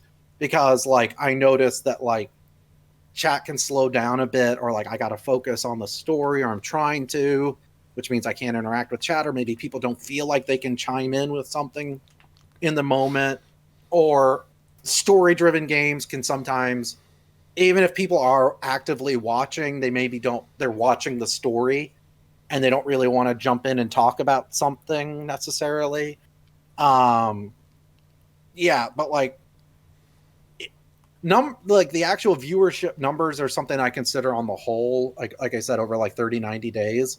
And it's more about, am I sustaining or am I growing? Right. And that's the larger picture. But like the instantaneous, like at any given moment during a stream, it's about, is chat moving? Are people talking? Are people interested? Are they reacting?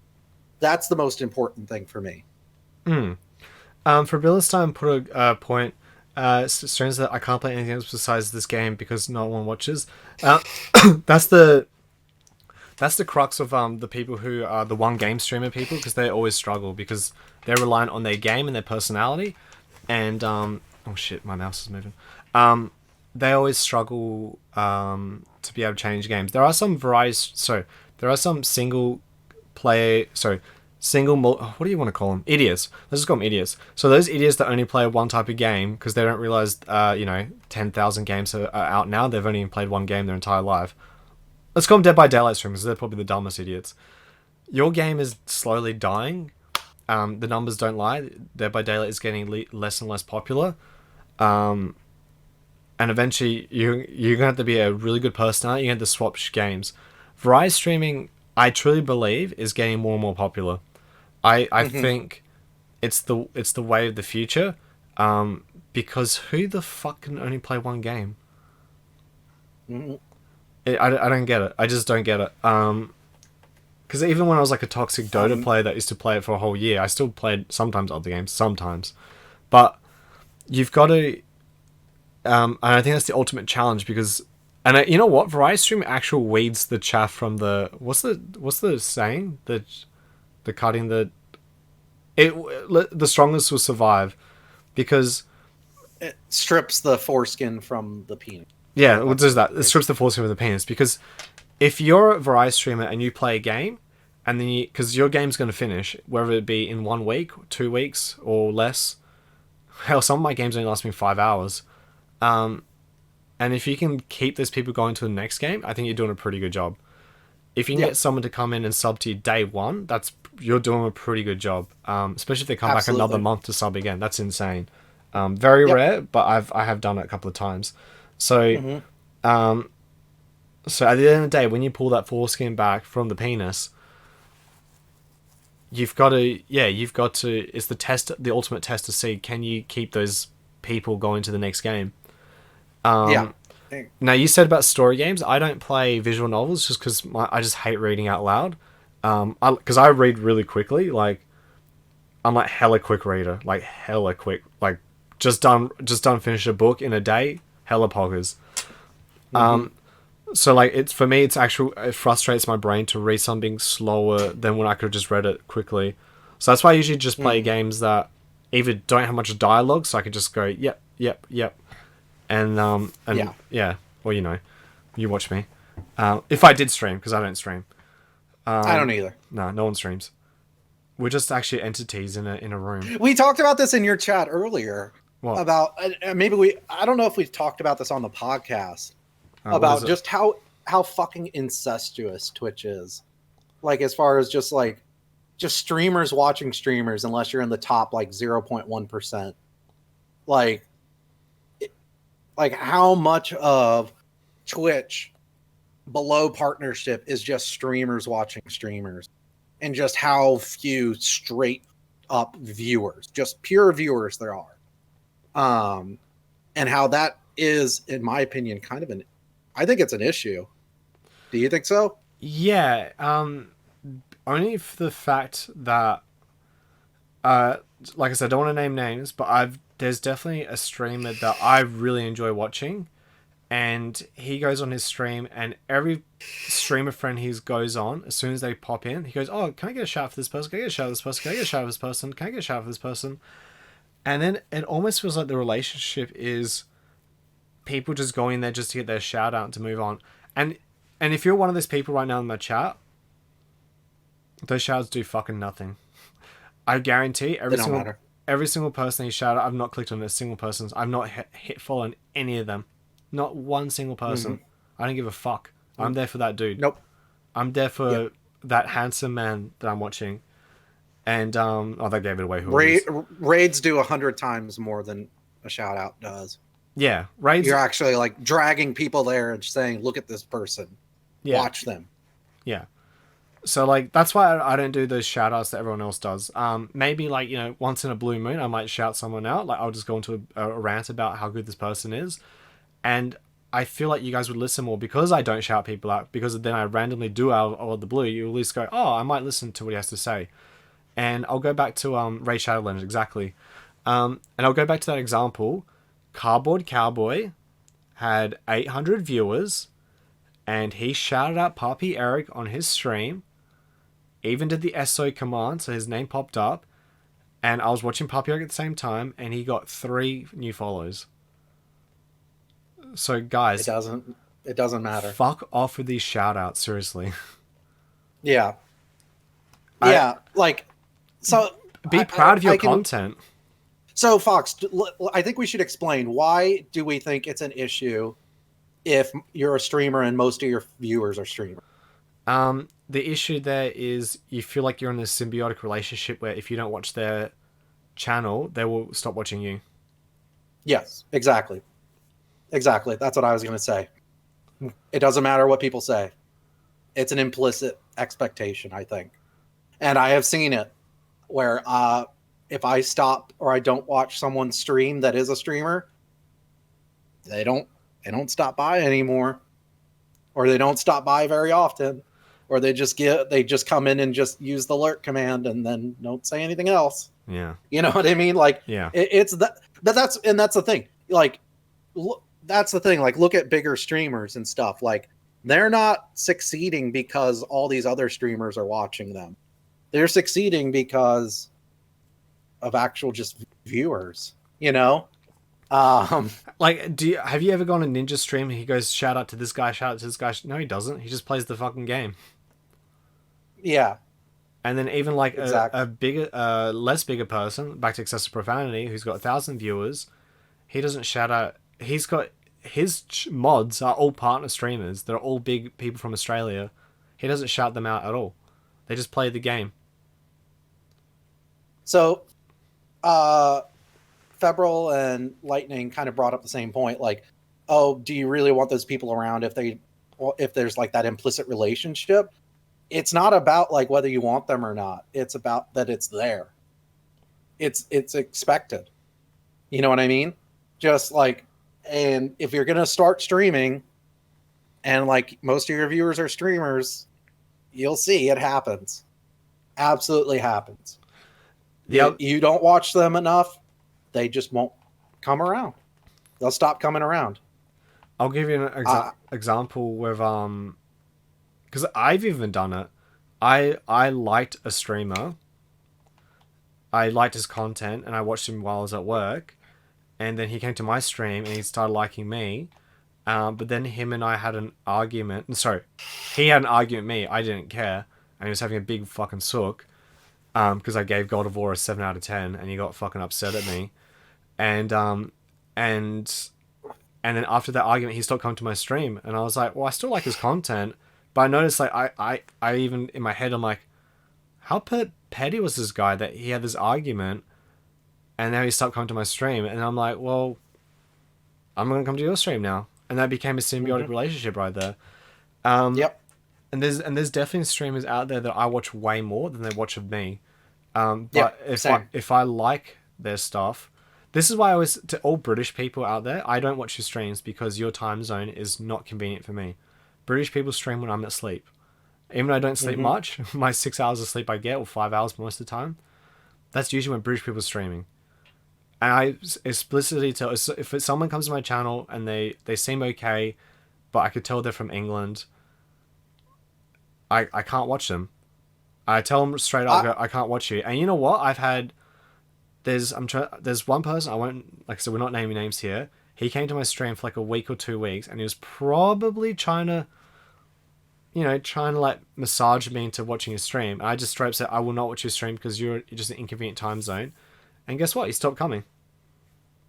So I was like, Yep. well, I guess you didn't really like my content in the first place, so fuck you, dude. I go out of my way. I tell people on my stream, like, if I know that they stream, I'm like, after 5 or 6 p.m., like, no guarantee I can watch you. Yeah. Like, that's time for me and my wife. That's why I'm like, I'm able to watch you, Fox. I'm able to watch Mocha because it's like, I wake up at like 5:30 or 6 a.m. every Yeah. day, and I am just on Twitch or doing random things up until I either stream or until like it's basically until dinner time. And once dinner time hits, I'm done. Close the computer. That's me. Time for me and Meg to hang out and stuff. But and like if people are upset about that, then I mean, it's about like it. And here's the thing, like Jarvis, you say you don't owe anyone a view no matter how much they want you. That's true. That doesn't change the fact that it's kind of an unwritten rule. Like it's still there. It's still there. Like you just watch. Like if you want to run an experiment, stream for 2 weeks and don't go watch anyone for 2 weeks. See how many people come back. You know what I mean? You know what? Just try it. That should be a Twitch challenge. Don't watch. That should be a Twitch challenge. Yeah, right. For 2 weeks, still stream, still raid, but don't watch anyone else's stream. See if your numbers stay the same. See if people still, see if it still works out. And this does not apply to bigger streamers.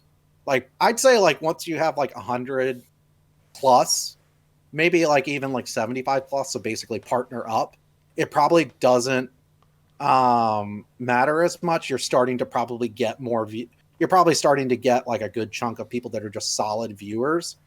But like for anything below that, it's pretty much streamers watching streamers.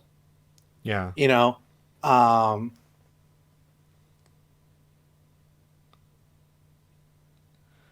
It's so, because here's the other thing. So if you have streamers watching you, then you're relying on your schedule not conflicting with them. You know what I mean? And so like if your schedule is not conflicting with them, then they can watch you and you can watch them, right?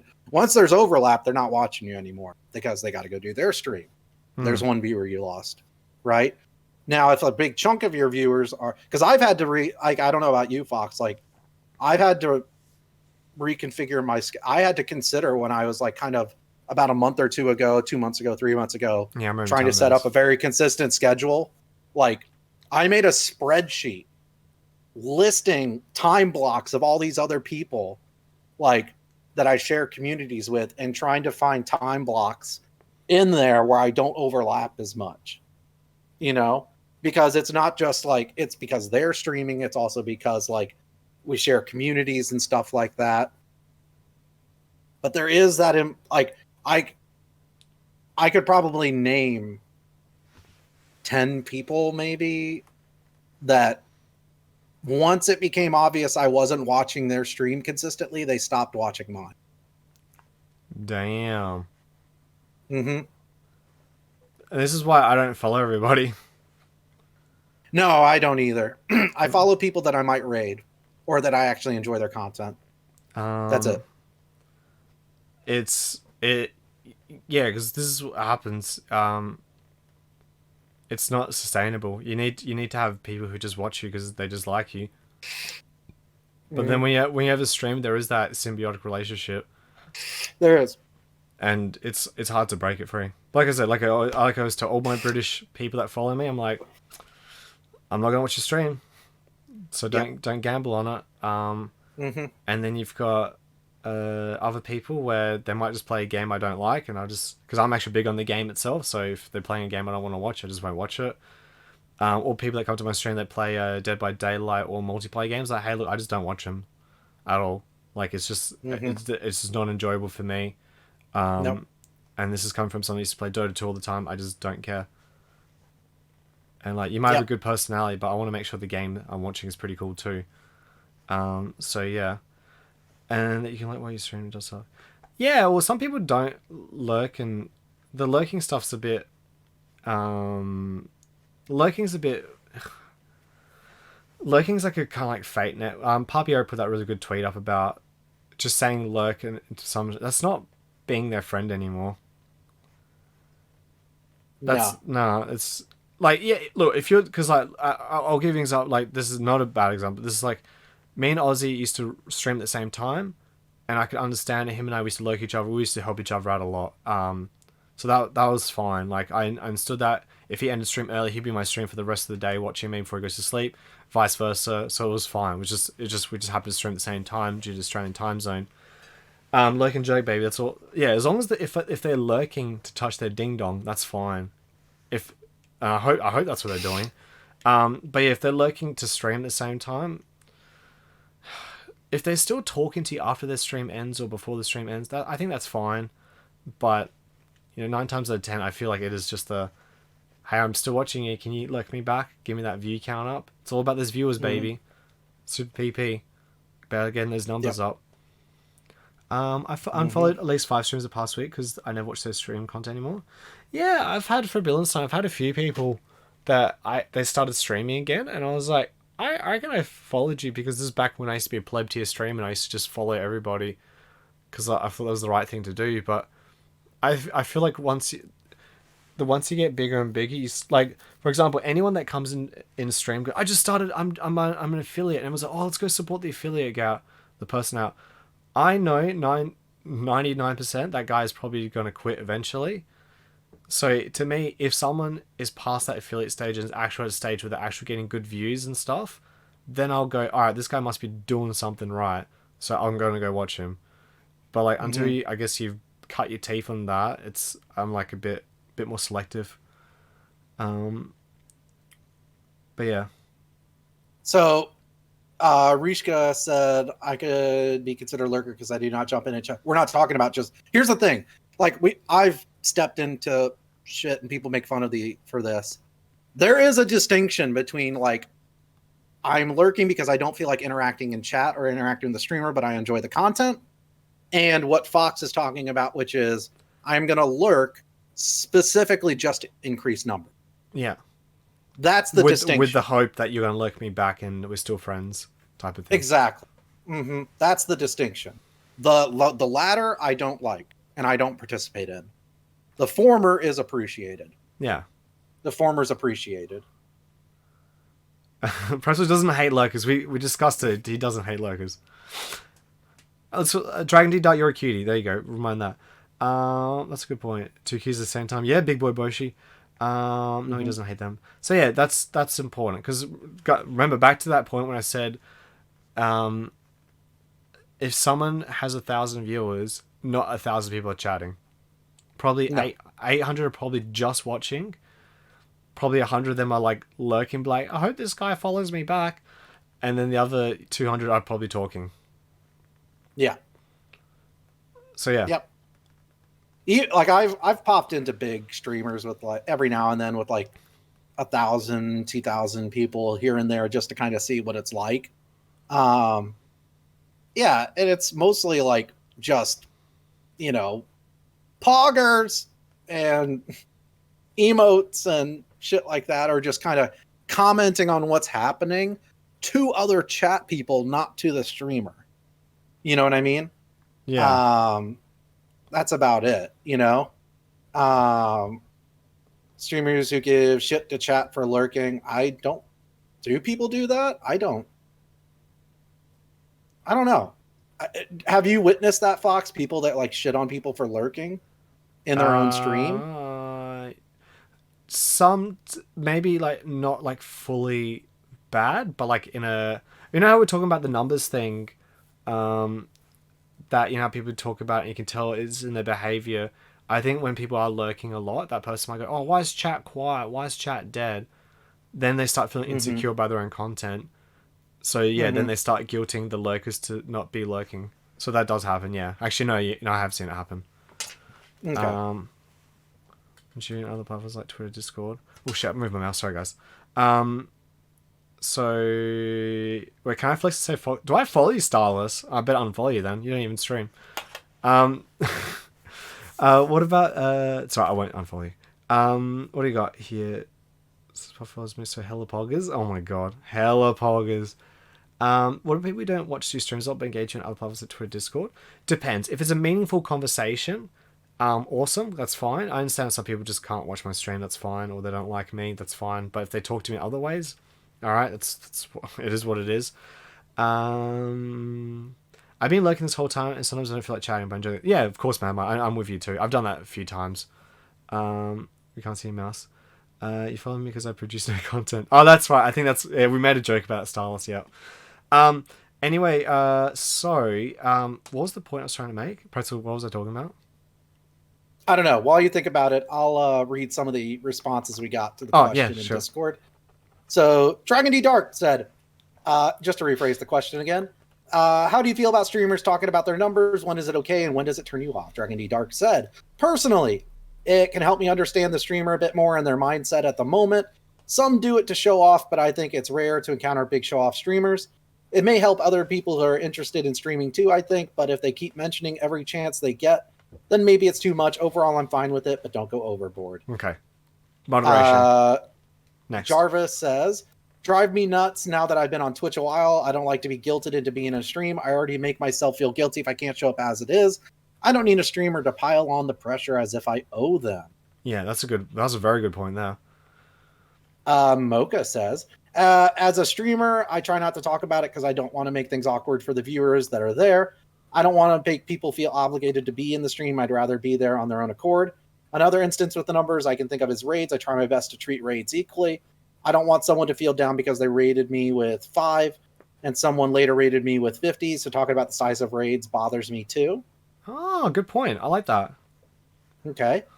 Psycho Wiz says, I hate when streamers bring up numbers unless it's part of a thank you guys message.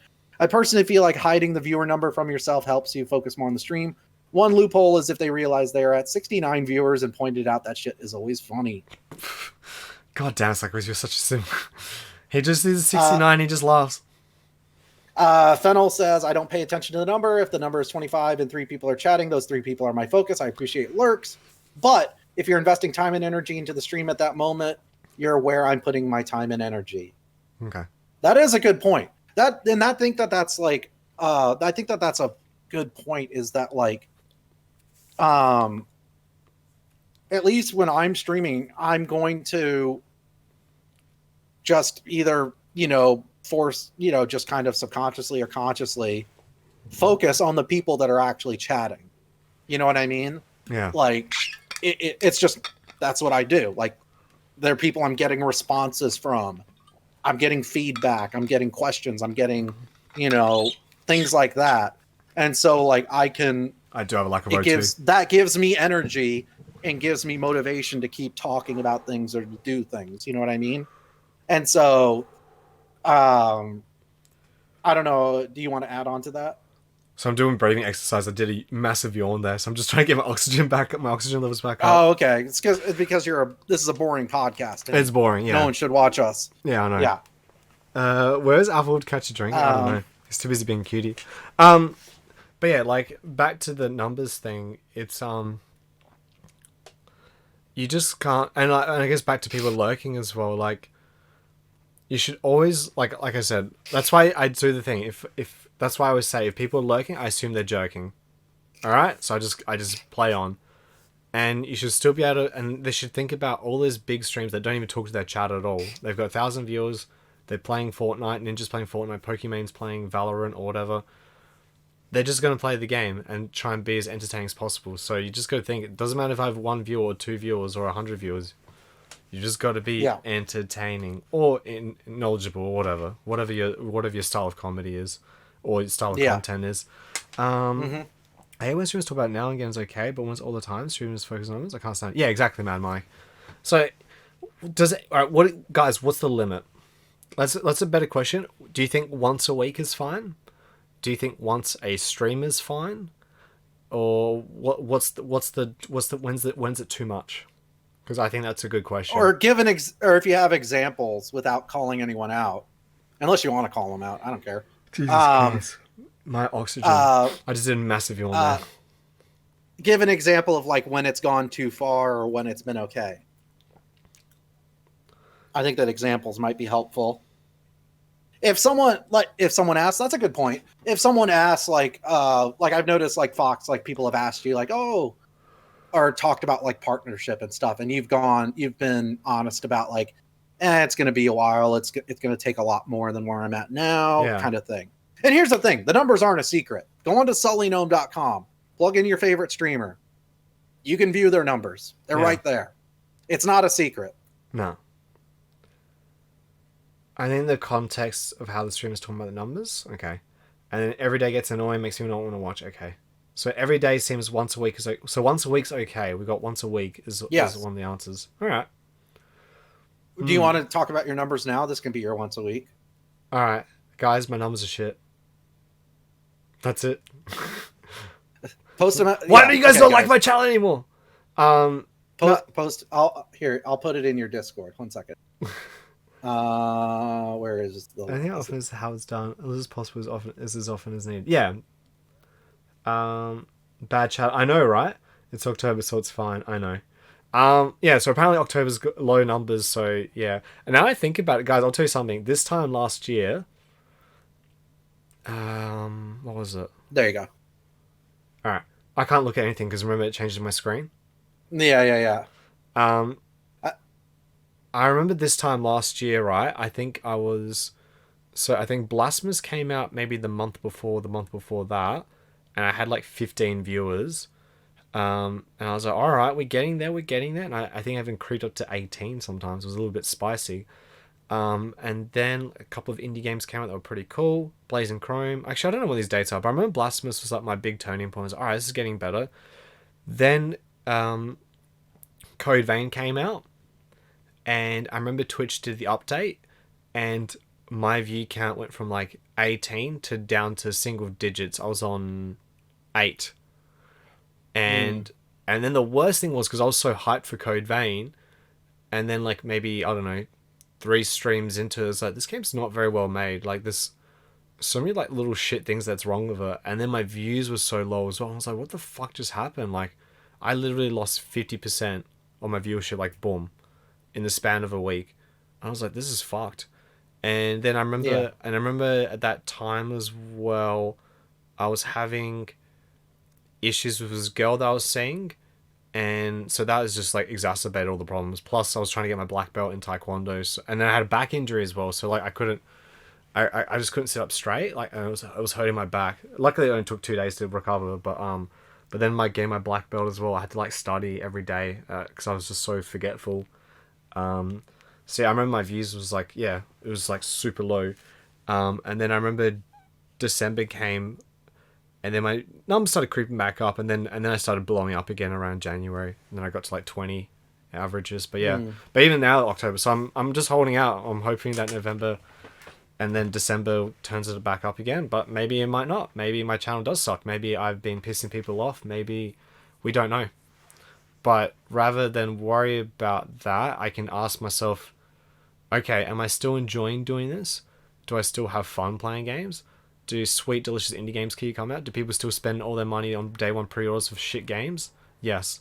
So my why is still, I need to spread the word about indie games. So I'll keep doing what I want to do because I'm still enjoying it. So yeah, make sure your why is important. That's super important. It can't be just about the money. The why is the most important question. The thing is, he hasn't bothered to focus on YouTube. He switched from Facebook to Twitch. Okay. Streams to try and compare numbers with your friends. Do we want to switch to Q&A? Since we're kind of almost in Q&A soon. Actually, yeah, kind of are. All right, should we? Yeah, I guess final thoughts. No. Nope. All right, my final thoughts is don't talk about Q&A. numbers. Don't talk about numbers. All right.